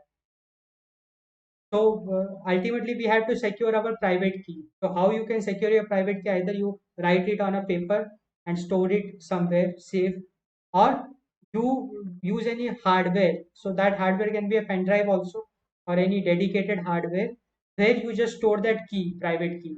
And now whenever you want to, let us suppose you want to sell your Bitcoin and you want to get money, the fiat money. What you have to do, you just have to use that private key. So using that private key, so to whomsoever you are selling that coin, you will transfer the private key to that person, and for that private key, he will give you money. So you will get the money for your coin, and he will get the private key, and hence he will become the owner of that coin. So ultimately, the entire in terms of technicality, the private key is the main factor which is enabling crypto exchanges, crypto transactions. And in terms of crypto security, you just have to secure your private key. That's it. I hope this is clear to you. Now let's discuss a very important question, that is Bitcoin dead? So you might have heard many speculations around Bitcoin, that Bitcoin is just a bubble and it is already burst. Bitcoin is a fraud. There is no future of Bitcoin. Bitcoin is in darkness. So we see so many rumors linked with Bitcoins, cryptocurrencies. So so now let's decode the reality. So in reality, is Bitcoin dead, or what is exactly the future of Bitcoin in terms of that speculations? So now let's discuss that very important analysis we are doing. Because see, as an investor, if you are investing in Bitcoin, if you are investing in cryptocurrencies, we should be confident enough on the asset on which we are investing, because investing means you are investing with a long term perspective. You are investing with a perspective of 10 years, 15 years, 20 years. So definitely the asset on which we are investing, that should be durable, just like gold. So now let's discuss into that. So the first point, many people were led to believe that Bitcoin is just an asset bubble that has already popped. So why people are saying so? Because if you look into the price pattern of Bitcoin, so it started with, let us suppose, $1, then it reached to $30,000, $20,000, then $10,000. So just look at the volatility, the price fluctuation. So because of that, people are not able to believe in the stability of Bitcoins, especially, yeah, Bitcoins, or you can say cryptocurrencies. Second point, Bitcoin and other noteworthy coins, altcoins like Ethereum, have a much bright future. So definitely, we have already seen in the previous, if you recall, with very valid points, we have proved that Bitcoin has certainly got a very bright future. The following are indicators that Bitcoin isn't dead yet, and more importantly, it's going to be around for a long, long while. So now let's discuss the more points which will prove that no, Bitcoin has got a very bright future and it is not dead. So more and more legal. So Bitcoin is becoming more and more legal. As a legal tender, it is getting accepted in many countries. So Japan announced back in April 2017 that it would be officially treating Bitcoin as a valid or a legal alternative payment method. And as of 2018, it already is. So in Japan, Bitcoin is uh, it is a legal tender. Means it is used as a currency. So if you have a cryptocurrency, especially Bitcoin, if you have Bitcoin, you can use that Bitcoin to do shopping in Japan. So you can do the normal traditional transactions because in Japan, Bitcoin has been given a legal status. It is treated as a currency. Similarly, Russia and Australia have also released similar statements indicative of Bitcoin being accepted as a form of legal tender in their respective economies soon. So many countries are on a way to make Bitcoin legal, so to accept Bitcoin as their currency. So see, if any, so Japan, if Japan is making Bitcoin legal, so definitely it means, how can Bitcoin be a fraud? If Bitcoin was fraud, then how could Japan be even willing to accept it as their currency? How can Japan give it as a legal status? So definitely it is very clear. Now you should be very, very much clear that Bitcoin can't be a fraud. Bitcoin is not, because just look at the $50 billion market cap occupied by the Bitcoin and Japan giving Bitcoin legal status. So how can Bitcoin be a fraud? So Bitcoin has got a bright future because more and more countries are making it legal, more stores, and also basically many big companies. So the confidence shown by some of the world's biggest companies like Microsoft, Overstock, Rakuten in accepting payments using Bitcoin. So these companies have agreed to accept payments in Bitcoins for some of their services, for some of their products and services. So these companies are very big company. Microsoft, just imagine, Microsoft is ruling the world. It is accepting payments in Bitcoin. Recently, you have seen Tesla, Elon Musk. He was very positive regarding Bitcoins, cryptocurrencies. So, if big companies are also showing interest in Bitcoins, then how can it be a fraud? So now the thing is, why companies are willing to accept payments in Bitcoins? Because of transaction fees. Because in Bitcoin or in any cryptocurrency, there is no third party. So if there is no third party, no need to pay commission to third party. So transaction fees already be, it will be less. So transaction fees are much less than what credit cards charge to its merchants. So this is an advantage. So This less transaction fee is an advantage for both the merchants also and for the customers also. Bitcoin as payment has the ability to reach new customers from regions in the world that are not yet reached by mainstream banking institutions, and elimination of chargeback fraud. So definitely, if we talk about banking, so in remote areas, in village areas, banking is still lacking. So if you talk about banking services, so remote areas are still uh, they are lacking good banking services all across the world, all across the globe, and cryptocurrencies can solve that problem, because see, no need for any institution in order to operate crypto, do transactions in crypto. No need for any particular institution, no need to rent a space to build a bank, employ human resource, manage. No need for all that, because all the transactions will be managed by the blockchain, and blockchain is spread all across the globe. So even in the remotest areas, people can do transactions. They just need wallet, a mobile phone and a wallet. So mobile phone everyone is using, and wallet can be a mobile app. So with the help of that app, they can exchange, so they can do the transactions of their cryptocurrencies. So more stores, wealth storage. So we have already seen the increasing acceptance of Bitcoin in many of the world's financial markets, particularly in countries that are experiencing economic distress, gives Bitcoin increasing functional value. So see, here the point is this: you have already seen many countries is facing difficulties, economic crisis, and their currency has weakened to an unimaginable level. Just look at lira, Turkey currency lira. What has happened to it? The inflation in Turkey is 30%, 25 to 30%. So that's a huge inflation. So you can imagine how much extra money people are paying for daily needs.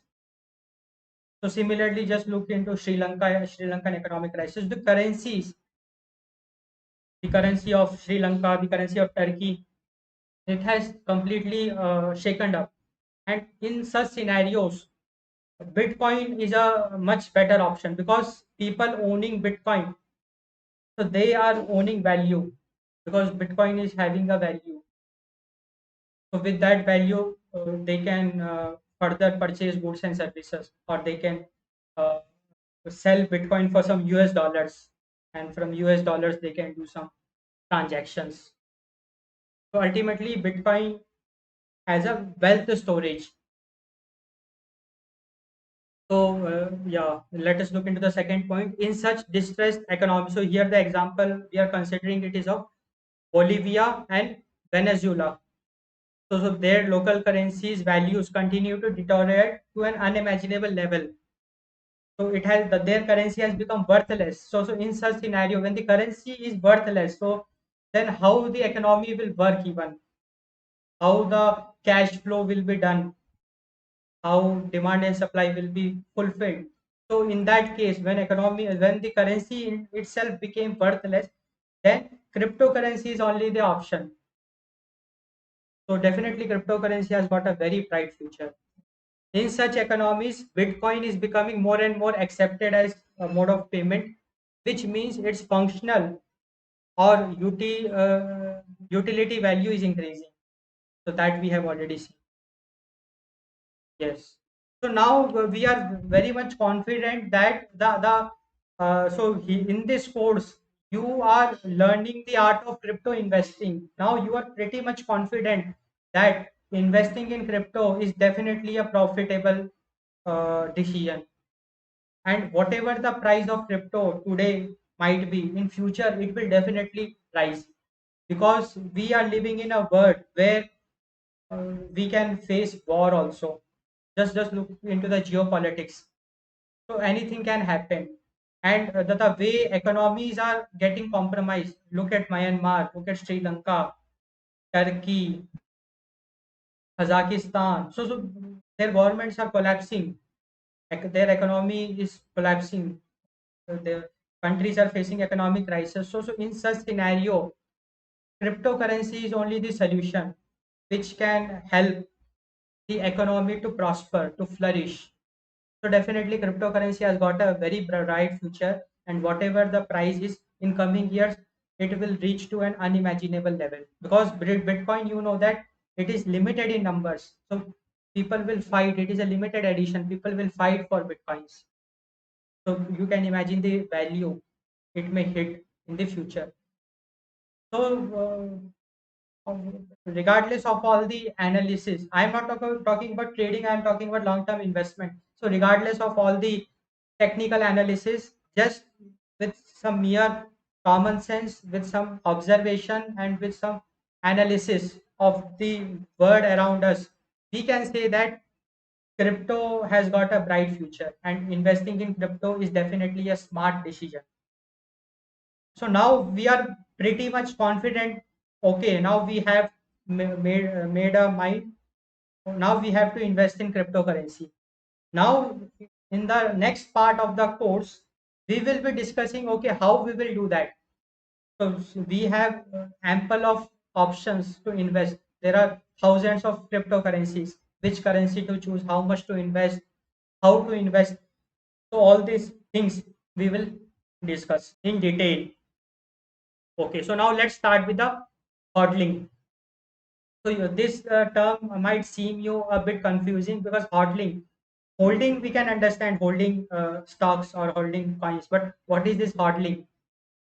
So in 2013, at the Bitcoin Talk Forum, one of its member with the handle GameQB used the term hodl under a thread named I am hodling. So this person first time used the word I am hodling, and he was drunk while trying to convey his conviction of holding on his bitcoins despite of how its price nosedived at that time, and he misspelled the word hold as hodl.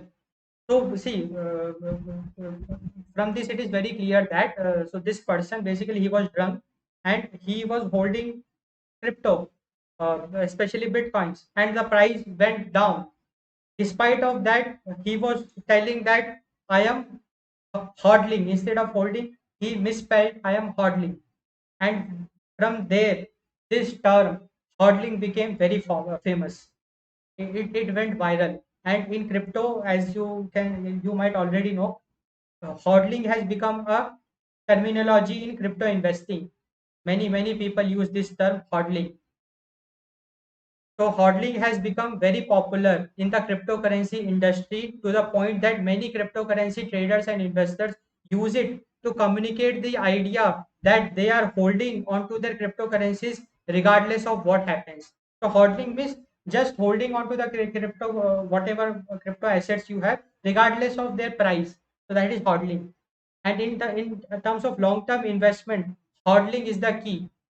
Let us suppose you are carrying lots of crypto assets, and 2 weeks after the market fell, just it falls down. As a long term investment, you should be confident enough, you should have patience to hodl the asset, because in coming time, in coming months, in coming years, definitely its price will increase. Rather than booking the loss, you have to book the profit, and for that you have to hodl. Hodl means keeping up the asset, crypto asset, storing a crypto asset regardless of what happens to its price. So that is hodling. So I hope it is very clear to you. It's a very interesting terminology, hodling. Okay, great. Now let's look into two types of investment approach, and you might already be knowing it. So we have short-term investment approach and long-term investment approach. So as the term suggests, short-term investment approach, it is also known as trading. So trading is short-term. So that is buying and selling of financial assets within a relative short turnaround time, like few hours. So you just purchase asset for few hours, then you trade, you sell it, or at most a couple of weeks, not more than couple of weeks. So that is short term. investment or trading. Now, if we talk about short-term investment or trading, so what all things you have to take care of? Because see, in this course, our goal is to make you proficient in investing in crypto. So that is the goal of the course. So now you have two options: either you go for a trading or you go for a long-term investment. So if you go for trading, what all you have to take care of? The first is time. Because in trading, the crypto market is highly volatile. You have to devote lots of time on a daily basis. You have to devote time, and let us suppose you got busy with some other work and the price got it basically crossed a break even and you miss the opportunity to book profits. Then so in trading you should be very active if you talk about short term investments, and you have to devote ample of time to derive profits. And second is, see, whenever you do the transaction, so you buy crypto, you sell crypto, so there is a transaction fees associated, because see, all the trading you will be doing via exchange. The exchange is a platform, so there you will be buying and selling, and for every transaction the exchange charges some commission, so you have to pay that transaction fees also. So in trading, you have to devote time also, and you have to do lots of buying and selling. That we also call as high frequency trading. So you have to do lots of buying and selling, and hence the trading cost will increase. So let us suppose in a day you do 30 buying and selling. So based on that, you have to pay those charges also. So these two things you have to take care of while doing the trading. First, you have to devote ample of time, and you have to bear the cost also. Now, if we talk about long-term approach, so as the name suggests, uh, we call it also as buy and hold. Buy it, forget it. So long-term is you just buy it and you forget it. You keep holding it for years. So investment is long, at least 1 year. If we talk about long term, at least it should be 1 year, and it can go to 20 years, 15 years, whatever you want.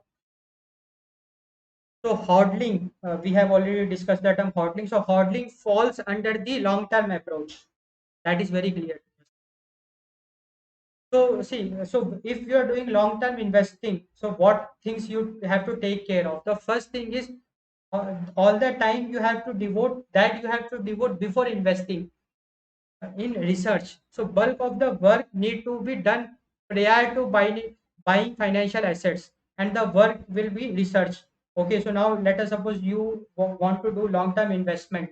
So you have decided with some amount which you are willing to invest. Now you have to do research. Okay, on which coin I should invest, or if you will be making a portfolio. So what coins you will be adding in your portfolio, what shares you will be investing in. So all that decisions you have to take, and for that, prior to buying, prior to investment, what you have to do, you have to do some research. So that is the effort needed in long time investment, and once you have done the investment, no need to devote time. So long term investment can also be taken as a part time thing, not only part time thing, just buy and forget it. So you did lots of research, you made a portfolio, you did investments. Now you can just forget about it. Yeah, in a week you can look at okay, what is the market, or in months you can just have an eye, okay, what is going on. No need to devote ample of time on a daily basis. So this advantage you get in long term approach. And long term, if we talk about long term, so won't be affected by the price fluctuations in between, and hence only need minimal. So it means, see, in short term, high volatility is definitely it is very challenging for you, because let us suppose on a short term basis you purchase some coins, and the next day the price got fall by 20%, 25%. You will be in loss. and it may take months for that coin to recover its back to its position, and you can't wait for months if we talk about short term investing. So you have to book losses, but in long term this advantage also you get. Long term is shock observant. So long term, regardless of the volatility of the market, you are safe, because let us suppose the market has crashed, but you have ample of years. It is not that the market will always be in a crash position. No, market will rise also. And when the market will rise, when you will get enough profits, you can book profits. So this is the advantage you get in long-term investments. And the another advantage is cost, because long-term investment you just do investment one time, no buying and selling, and selling you will be done doing after many years. So definitely a long-term investment is a very fruitful thing. As a beginner, I will always suggest you to go for long-term approach. Make up some money which you are willing to invest, and invest it with a long-term vision, and all the advantages you can see. And if you are willing to go for a short-term profits, daily profits, instance profit, so for that definitely first you have to do homework. You have to get some expertise in trading, analyzing the chart, price patterns. So for that also I will be coming up with courses. So please subscribe to my channel. You will get ample of resources in the world of cryptocurrency, especially crypto investing, everything about crypto I will be covering. Now it is very clear. Okay, you have two options: long-term investments, short-term investments. You decide according to your so whatever you like, you can go for it. Pros and cons. Now it is clear to you. Now let's jump into the last two part of the video. Last two topics very important. So the now let's discuss in detail pre-hodling strategies. Means before investing, you have to follow some strategies. So that we are discussing. So now you have made a mind. Okay, I am willing to invest in crypto, and let us suppose you are willing to invest on a long term basis. Now, how to invest? What strategies you should follow? So, in technical terms, in means technically, if you will be investing, what you need to register yourself with a crypto exchange platform. Very easy. There are many companies. So just in your country, just Google the company which is more popular. Just download its app or go to its website, register yourself, and just link your bank account and just start trading. You can just start buying coins. It's so easy. Now we will discuss, okay, how to buy coin in terms of analysis, which coin to choose. So pre-hodling means what research you have to do. So that we will discuss. The first very important thing to consider, that is ask yourself why. Very important. So now let us discuss what is the meaning of this. Ask yourself why. So see, you will need to have a deep, compelling, and personal reason for investing in cryptocurrencies. There should be a reason. So definitely, you the first answer will be money, because see, you are investing because to make money. That's why you're investing. But invest the money is not a compelling reason. It's a very generic reason. We need a very compelling reason, the reason with which your emotions are attached. Now you might be calling me crazy. What I am talking about means, what is the relation of emotions with investments? So now very soon you will get to know the magic. This ask yourself why is a very important step, which most of the beginner investors, they miss out. Hence, they definitely get into the trap and they book losses. So see now why it is important. See, hodling successfully means holding your assets regardless of what happens. So it is not easy. It requires self control and perseverance. especially during times that prices are down.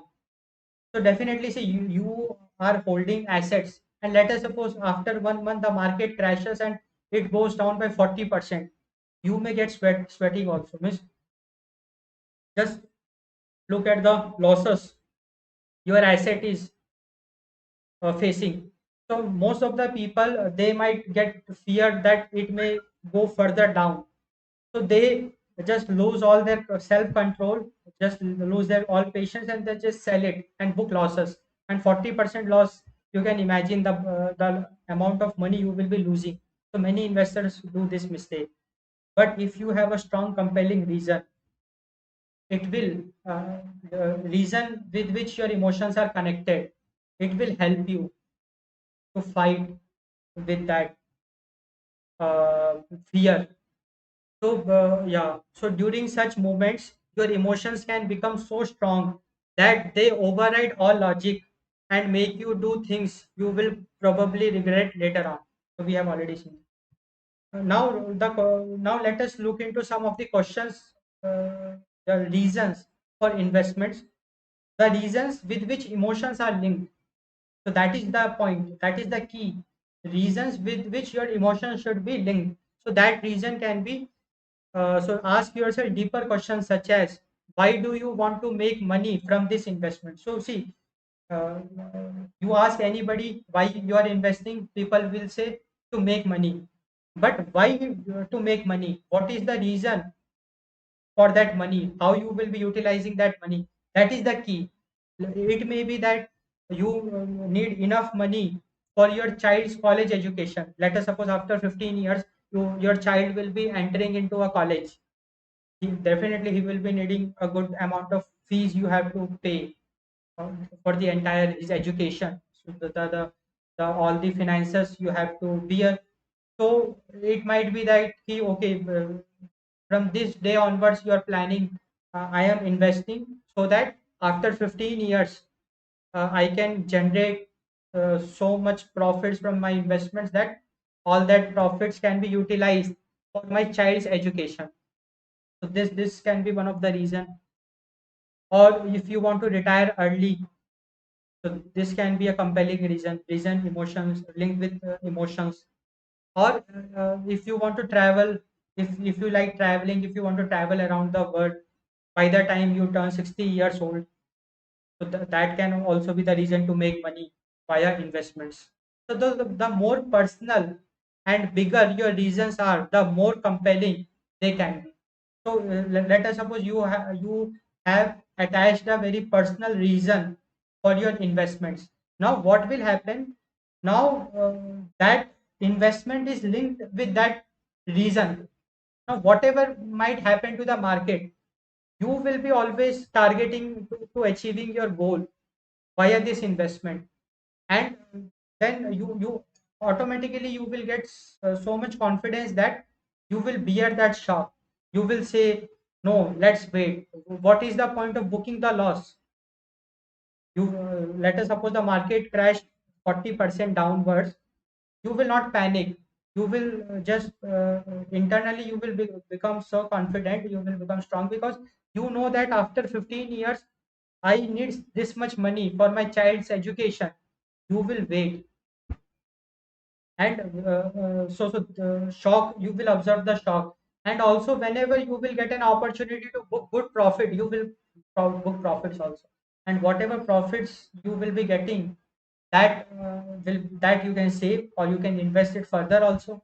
So in this way, in 15 years you can achieve your goal. So whatever goal it might be. So that's why, see, ask yourself why, very important. So you should have a very valid reason to make money. It's not just about making money, but why to make money, where you will be investing that money. That compelling reason is the key. Before doing any investment, you should be prepared with the reason. Yeah, I hope it is very clear to you.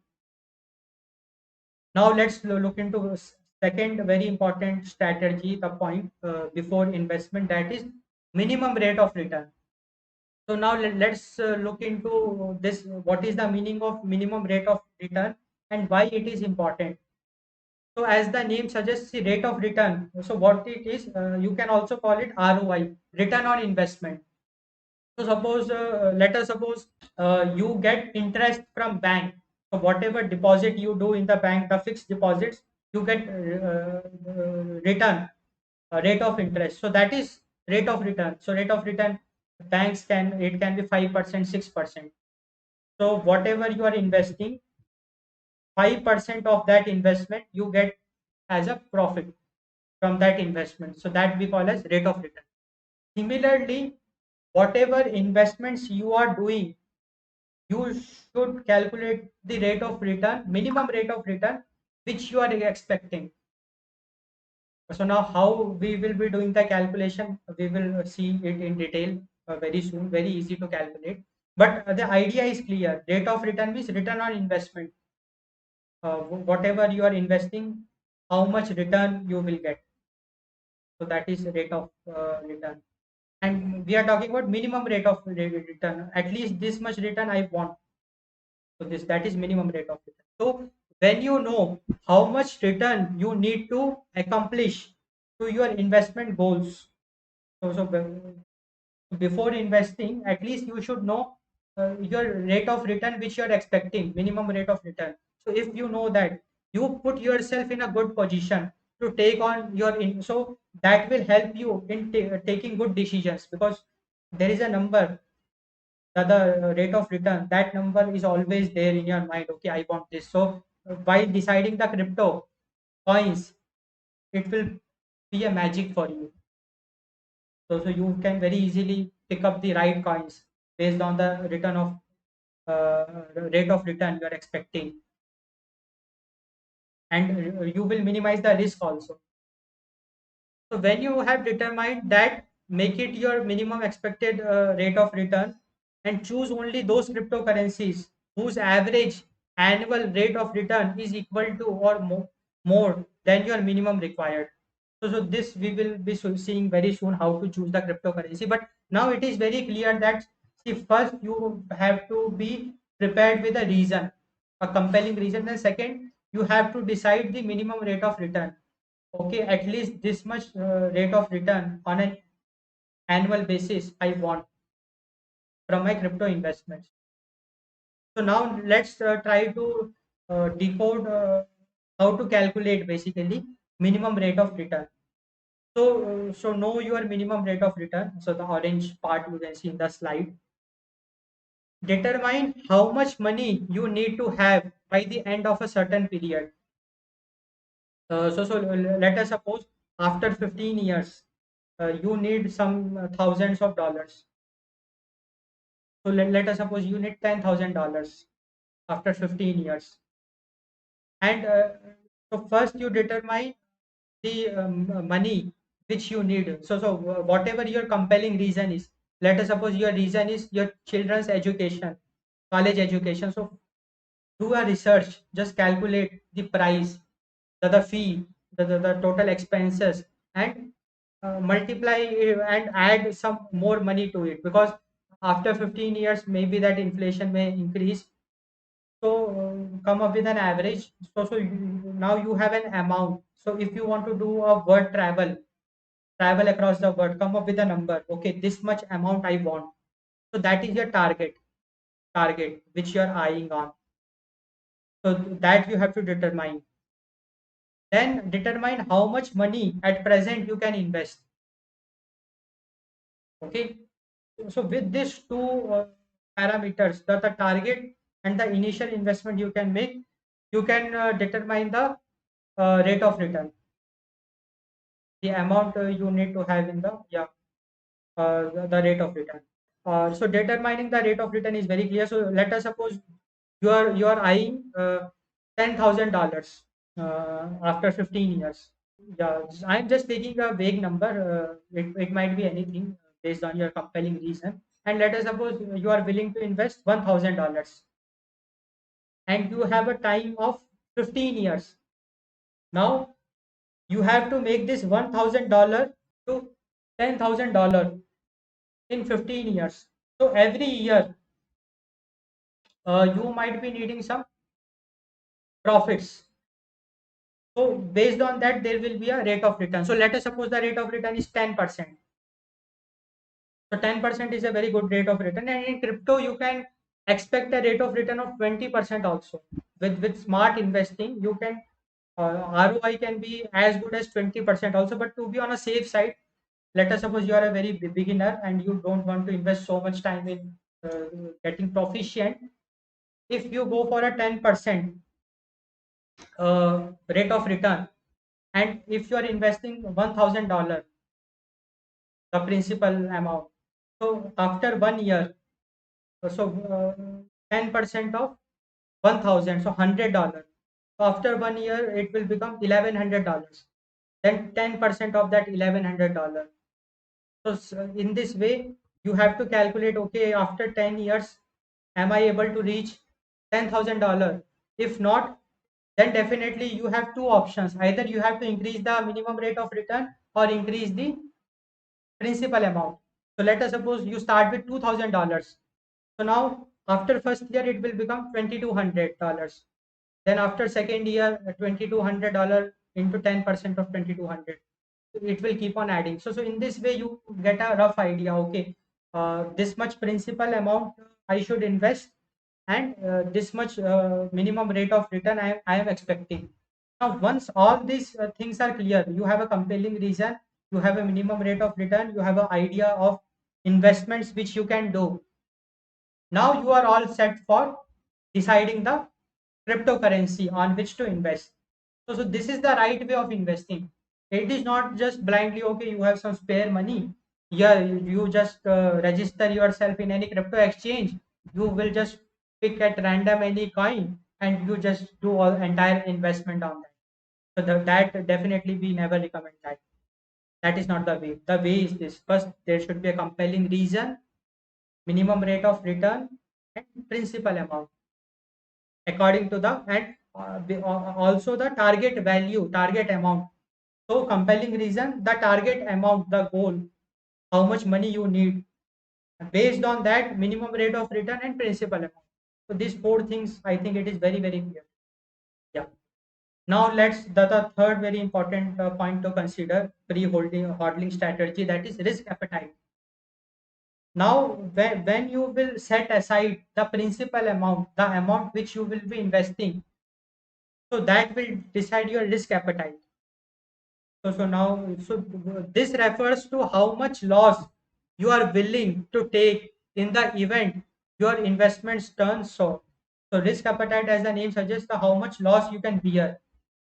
So there is no such thing as risk-free investment in this world. So in this world, nothing is risk-free. Every investment is having a risk associated with it. Whatever you are investing in gold, that also is risky some way or the other. Everything is associated with risk. So the higher the expected returns on investments, the higher the financial risk.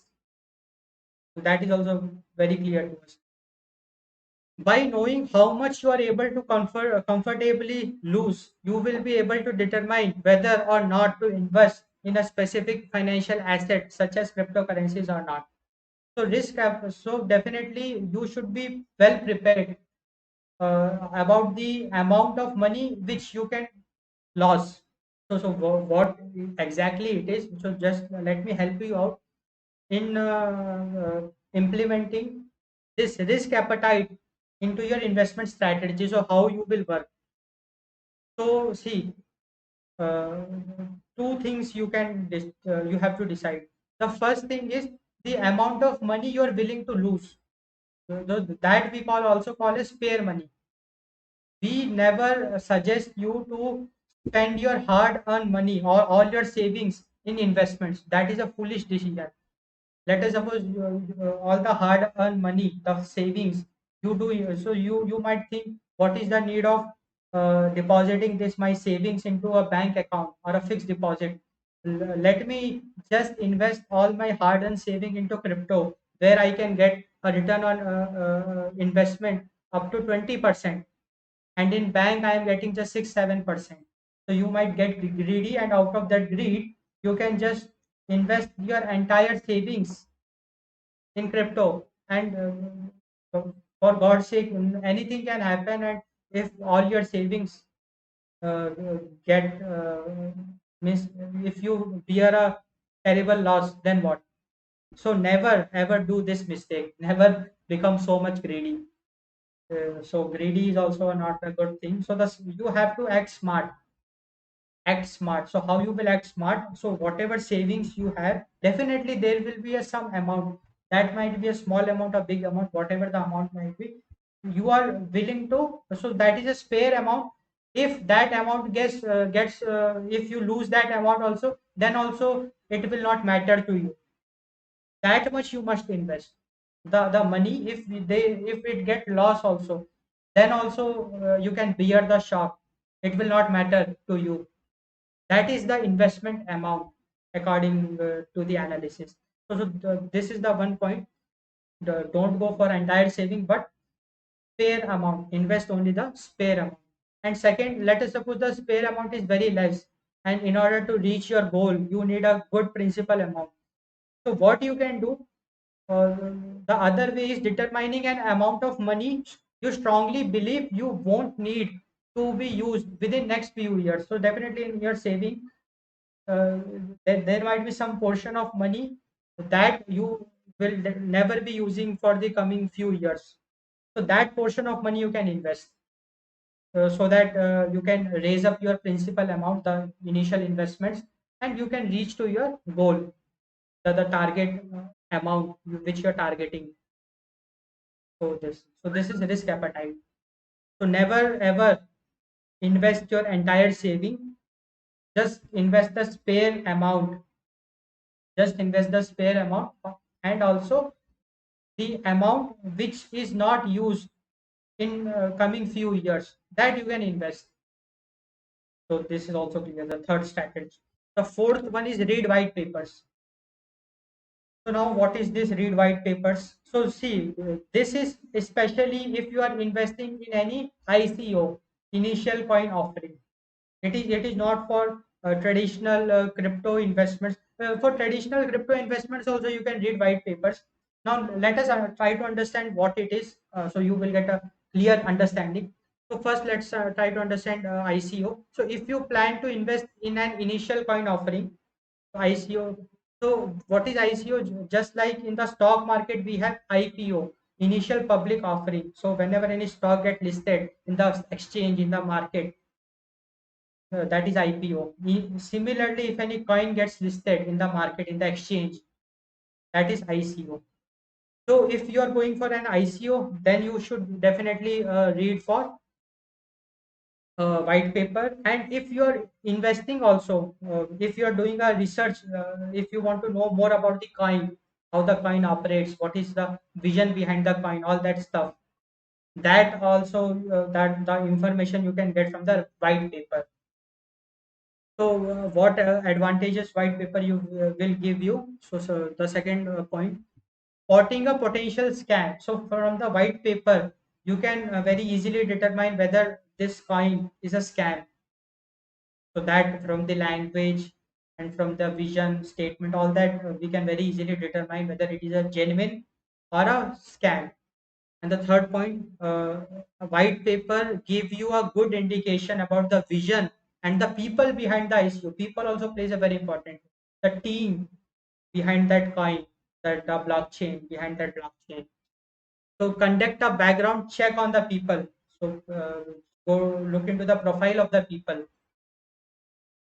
Yeah, and then the way that white paper are written, the way the white paper are written is another indicator of whether or not they are legit or not. Very interesting, very important. The way the white paper are written. And the last point, legitimate ICOs disclose relevant investment risk. So investment risks are disclosed in the white paper, so that prospective investors can make the informed decisions possible. So all this information you will get from the white paper. So white paper is very important. And now what is exactly the white paper? So white paper is a document that elaborates on the details of the ICO, or on the details of the coin also and the ICO. White papers are distributed to the investing public to give them a clear idea what the ICO is all about, what the coin is all about, and in the process foster a good level of trust. So white paper is a medium of trust between the public and the coin, means the company to which the coin belongs, which is holding the blockchain. So white paper is the medium of communication. It helps in building the trust. So white paper contains all the information about the coin, about the blockchain behind the coin, and also about the ICO.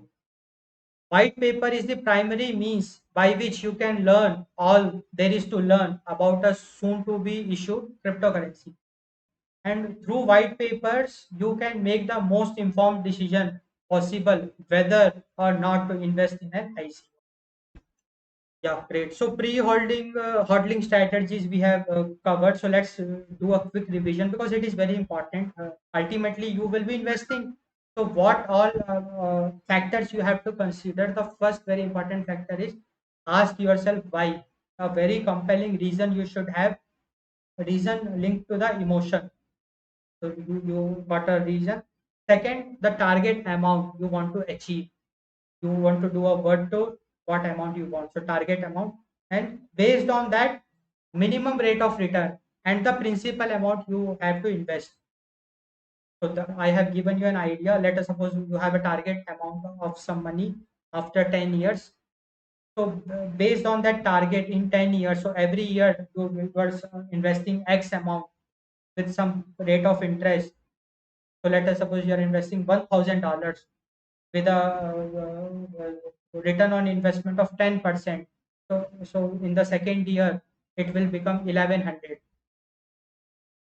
Then similarly, in this way, it will keep on increasing. So this is very clear. Now, then the third one is risk appetite. Don't invest entire saving. Invest just the spare amount or the amount which you are not willing to spend in the coming few years. You can invest that.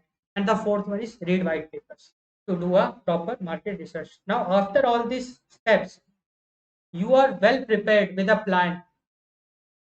Okay, you have a reason, you have a target, you have a minimum rate of return which you are eyeing on, and you have a principal amount which you are willing to invest. And white paper definitely this you might be reading after you select the cryptocurrency. That also I will share with you very soon how to select the cryptocurrency. Then you can read the white papers for that cryptocurrency. Now let's discuss the hodling strategy. So hodling strategies are while you are investing and after investments, what all things you have to take care about, what all strategies you have to follow. So the first very important thing now we have to do, we have to choose the cryptocurrency because we have lots of options. 1000 more than 1000 coins we have. So which coin to choose? So choose your cryptocurrencies very wisely. So let's say that after doing your research, you find that the average annual returns on Bitcoin, Ethereum, and Litecoin were 30%, 20%, and 25% respectively. Now here you have seen very interesting term, average annual return. So now what is this average annual return? See, every month we can calculate the return of Bitcoin. So based on the performance of the Bitcoin or any crypto. So annual return will be over the year, and we are just calculating the average. So average annual return means over the year how much return on investment these coins are giving on an average. So let us suppose after some analysis you found that in a year Bitcoin gave an average annual return of 30%. It means if you invested $1,000, so in profit you got 30% of $1,000. It is $300, which is a very good annual return. It is an average annual return, so very easy to understand. So uh, whatever the coin is performing. So over the year, we have different prices, ups and downs, ups and downs. So we are just averaging it and calculating the return profits. So that is 30% in the given scenario. Similarly, for Ethereum, we have 20%, and for Litecoin, we have 25%. So different coins, different average annual return. And let us suppose you did the calculation in the pre-hodling strategy, and you need a minimum required rate of return to be 18%. So in order to reach your target money, whatever amount you will be investing, at least 18% minimum rate of return is 18%. And you have the minimum required rate of return, and you have the performance of the coins, and from the performance, you definitely you will go for Bitcoin, because you will say, see, Bitcoin has made 30% profit, so why I will go with Ethereum, or which made 20%, because I need more profit. So all of you will be going for Bitcoin. You have to choose the cryptocurrency, you will choose Bitcoin because it is giving an annual return of 30%. And in order to reach your target, you need only 18%. It means you will reach to your target very soon. Couple of years ago, beforehand, you will reach your target if the Bitcoin continues to give returns of 30%. But this is an incomplete analysis. Now you might be shocked why it is an incomplete analysis. So I will give you. So according to the analysis, you should not go with Bitcoin. You should go with either Ethereum or Litecoin. Now, why is it so? Very soon you will get to know that. So see here, one more very interesting concept we have to discuss. That is that we call a standard deviation. So very easy. Don't get panic. You might be getting panicked. I am introducing statistics, a very basic statistics, no statistics, standard deviation, just a single thing you have to use, and you will get to know the right strategy of choosing the coin. Because I will prove it. Going with Bitcoin is not the right option. Despite it is giving 30%, you should not go with Bitcoin. And definitely you might be shocked. You might be thinking what I am speaking about. I have got mad. Clearly it is showing 30%, and you're telling I am telling you don't go for Bitcoin. Let us prove that. So now let's first try to understand the standard deviation. So first let's try to understand the orange slide, the orange text. The actual returns can be higher or lower than the computed average returns by up to a certain amount. Let's try to understand it. See, the 30% is the average return. So there is a difference between average return and actual return. Average return we have already seen over the entire year. Whatever the price fluctuations we had, we just did the average. So average return is an incomplete analysis. It will not give you the exact picture. It is not the actual return. And the actual return can be either higher or lower than average return. And the difference between the actual return and the average return which we calculated is the standard deviation in this case. So standard deviation measures how far can you reasonably expect returns for a specific investments to be from the average return computed. So whatever the average return of coins we have computed, so that you can very easily get on the net also. So the difference between the average return and the actual return, that is the deviation. And this deviation will help you in deciding the right stock for you, the right coin for you. So let's look into it. So let's say that the computed standard deviation for Bitcoin, Ethereum, and Litecoin. So standard deviation also we can very easily calculate, or definitely in most of the websites also you will get that data. No need to calculate. You will get a chart where this is the average return and this is the standard deviation, or this is the actual return. and just do the minus, you will get the standard deviation. And after analysis, we saw that the standard deviation of Bitcoin is 15%, Ethereum is 3%, and Litecoin is 7%. What it means? It means the expected return. Expected return means the return which the Bitcoin will be doing, not the average return. It is close to actual return. The expected return range from 15% to 45%. Now, how this range we got? Because average return is 30% and standard deviation is 15% for Bitcoin. So definitely 30% minus 15% to 30% plus 15%. So that will be 15% to 45%. So our return will lie in this range, 15% to 45%. Similarly for Ethereum, so for Ethereum we have already seen the average return is 20% and the standard deviation is 3%. So the range will be 20 minus 3 and 20 plus 3. So that will be 17% to 23%. Very clear. And also for Litecoin we have seen it is 25%, the average return. And the this deviation, standard deviation is 7%.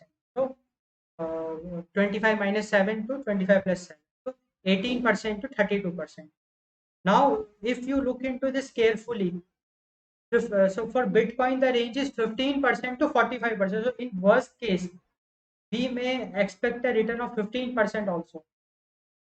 And just imagine if for that year we got a return on investment rate of return to be 15%, and we are targeting minimum rate of return to be 18%. So 3% loss we will book for that year, because Bitcoin range, see, because see, we have to take the worst case analysis. If everything goes wrong against us, then the minimum return of Bitcoin will be 15%, and for Ethereum it is 17%, and 17% also 1% less than the minimum rate of return which we want, that is 18%. But for Litecoin it is the minimum expected return is 18% in the worst case, and definitely we want 18% minimum. So Litecoin is the coin which you should invest. I hope, because in the worst case also Litecoin will give you at least 18% return, and that is your minimum rate of return which you are expecting. So you should go with Litecoin. So this is the complete analysis. So we'll just look into the orange part. So given your minimum required rate of return, that is 18%, the wise choice would be Litecoin, because its lowest expected annual return for this year is the only one that satisfies your 18% minimum requirement. I hope it is very clear to you. Very interesting analysis we are doing. So now with this, you can choose the cryptocurrency. So how to choose the cryptocurrency? Just calculate the expected return. So how you will calculate the expected return? Average return minus standard deviation. So that is the least possible expected return. Average return you will very easily get from the charts on the website. Let us suppose you want to invest in. So first look into the chart. Uh, First select some coins which you might be excited to invest in, and out of that you have to choose some stocks to invest in. So just make a list, just get all the average annual return, and just minus it with standard deviation. So you will get expected return, or it might be that in many of the websites directly you can get the expected return. So if you are getting that, then it is very easy, and just look at the lowest possible expected return, and that should be equal to or greater than your minimum rate of return which you want. Here it was 18%. At least 18% every year I want rate of return. then only I will be able to achieve my target. So with this analysis, if you do the investment, definitely you will reach your goal. So very perfect analysis we are doing. Yeah. So now you got an idea, the art of selecting the kind and investing. So that's why the name of the course is the art of crypto investing. So first we made a background, because see, you should be confident enough. So we proved that crypto is the future. All we did a very detailed analysis. Then now we are discussing the strategies. Okay, how you can invest, what all strategies you have to follow. Now the next is diversify your portfolio. Very easy to understand also. So never ever invest in just one coin. At least choose two, three coins, and choose all those coins whose lowest expected return is greater than or equal to your minimum rate of return. I think it is very clear to you. To diversify your portfolio, and also according to some good analysis and my recommendation, if possible, don't just invest in crypto also. Means spread your investment eggs in different baskets, so that basket can be do investments in gold also if possible, crypto, stocks, or some other form of investments you can do. So diversify your basket and put eggs in different baskets, so that if any basket falls down also, only that egg will break and not the all the eggs will break. So let us suppose if you put all your egg in one basket and if that basket falls, we are living in a very uncertain world. So COVID-19 was completely uncertain. What anything can happen in this world. So we can't just take risk. We can't just take risk. So let us suppose that basket gets fallen down, so all your eggs will break. So uh, put your eggs in different basket. I hope this is a very straightforward observation. This you have to follow. Yeah. Now let's look into another very interesting observation. Very important, very powerful. This is called cost averaging. Now, what is this cost averaging? Let's look into this. And yeah, so cost averaging refers to a method of investing by which you buy more units of a financial asset when prices go down. So very easy to understand. So let's try to understand it with an example. So this example will help you in understanding the concept of cost averaging. So let's suppose you bought one Bitcoin for $10,000. So you invested $10,000. Now you have one Bitcoin, and after some time, the price went down to $6,000. So you are in a loss of $4,000 or 40% loss. Now definitely you will not panic. You have a compelling reason. You will not panic. Now what will happen? Yeah, for your break even means to recover to your original position, you have to wait until the Bitcoin reaches $10,000. Because see, unless and until your Bitcoin reaches $10,000, you can't do anything with it. You can't sell it, because you will never like to book loss. So you will wait for the break even, means to the point original position. It started with $10,000. Now it is in $6,000. So you will wait the prices to go back to $10,000. So this is one step. You will wait. The second strategy, that we call as cost averaging strategy. In that, what we will suggest. So when the price goes down, so let us suppose when the price is $6,000, buy another unit of Bitcoin. So now you invested $6,000. Now you have two Bitcoin. And if I talk about the average price, buying price, so it will be 10,000 plus 6,000 by 2. So it will be 8,000. So two coins you have, so the buying price of each coin will be 8,000, because in total you invested 16,000. So you can say that 8,000 for one coin, 8,000 for another coin. So now you have two bitcoins for a total investment of $16,000. Now you have reduced your break even. Previously, the break even was $10,000.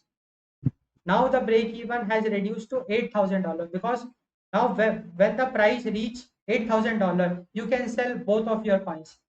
No profit, no loss situation. So the waiting time also you have reduced, the risk you have reduced, and the break even you have reduced. Now the break even has jumped because see the what is the philosophy of making profit when the selling price becomes more than the buying price. So previously the buying price was $10,000, and when the price went $6,000, you bought another coin. Automatically, the buying price of each coin became $8,000 because total investment 16,000 divided by two coins, so $8,000 per head. So break even we have reduced. So in order to make profit, once the the Bitcoin crosses the $8,000 mark, you can start making profits. So this is the idea of cost averaging. And if you can do it on a large scale, it is magical. So that's why see we always suggest never ever invest entire fund in a go. No, very bad. Let us suppose you are willing to invest $10,000. Never invest in a go. Invest in chunks. And whenever the price goes down, so let us suppose you did some investment. You invested $2,000 uh, for a certain price. Now, if the price is up, the price of Bitcoin is up, we will not suggest you to invest more. You can invest more also, but that will depend on some other factors like Elon Musk or any other influencer did some activity because of which it is certain that the price will go up, the Bitcoin. In that case, definitely you should invest, but otherwise, when the price will fall down, invest more. If the price is further falling down, invest more. So in this way, you will be doing cost averaging.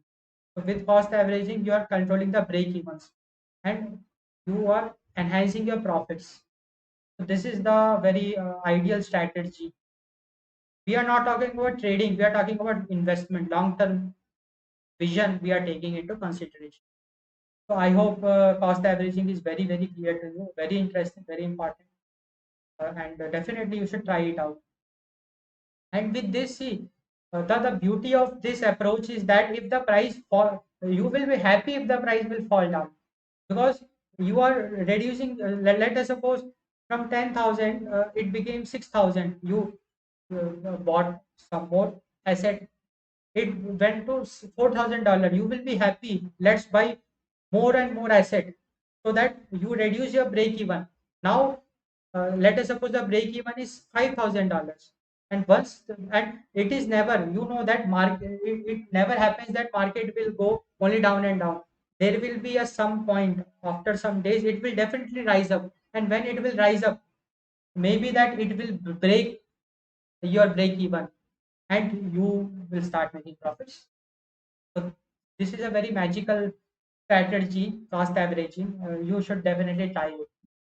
And this is the fruit, you can say that, of you in order to reach to this point. Definitely, you might have covered the entire course, and in the end, I have given you a fruit, and you should experiment with this. You will definitely get benefits from this strategy. Oh, great. So now finally we are on the last part of the course, that is conclusion. So now let's no, we will not revise all that stuff about crypto and all that. If you are interested, you can rewatch it. We will be revising only the pre-investment strategies and investment strategies. Yeah, so very easy. Just have a compelling reason, a very strong reason connected to the emotion. Have that reason. Decide a target amount, the target amount of money you want to make. Based on that, calculate minimum rate of return and the principal amount which needs to be invested. Check your risk appetite. Don't invest the entire savings. Just invest the spare amount or the amount which you are not willing to use in the coming years. Okay? Read white papers of the coins you are willing to invest in. So, how to choose the cryptocurrency? Don't get into the trap of average annual return. Average annual return is a trap. We have proved it. Calculate the lowest expected return. So that is average annual return minus standard deviation. Lowest expected return should be greater than your minimum rate of return. So all the coins which is satisfying this condition, only invest in that coins and diversify your portfolio. Very important. Have different baskets and put your eggs in different baskets, not just one basket. Very important, because this is very clear to no need to yeah. And the last very important, cost averaging strategy.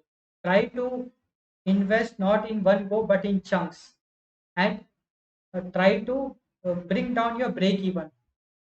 It is very cost averaging strategy is very clear. So if you take care of all these steps as a beginner, you are all set to invest in crypto. And definitely in the coming days, I will be coming up with some more courses which will be more in-depth analysis.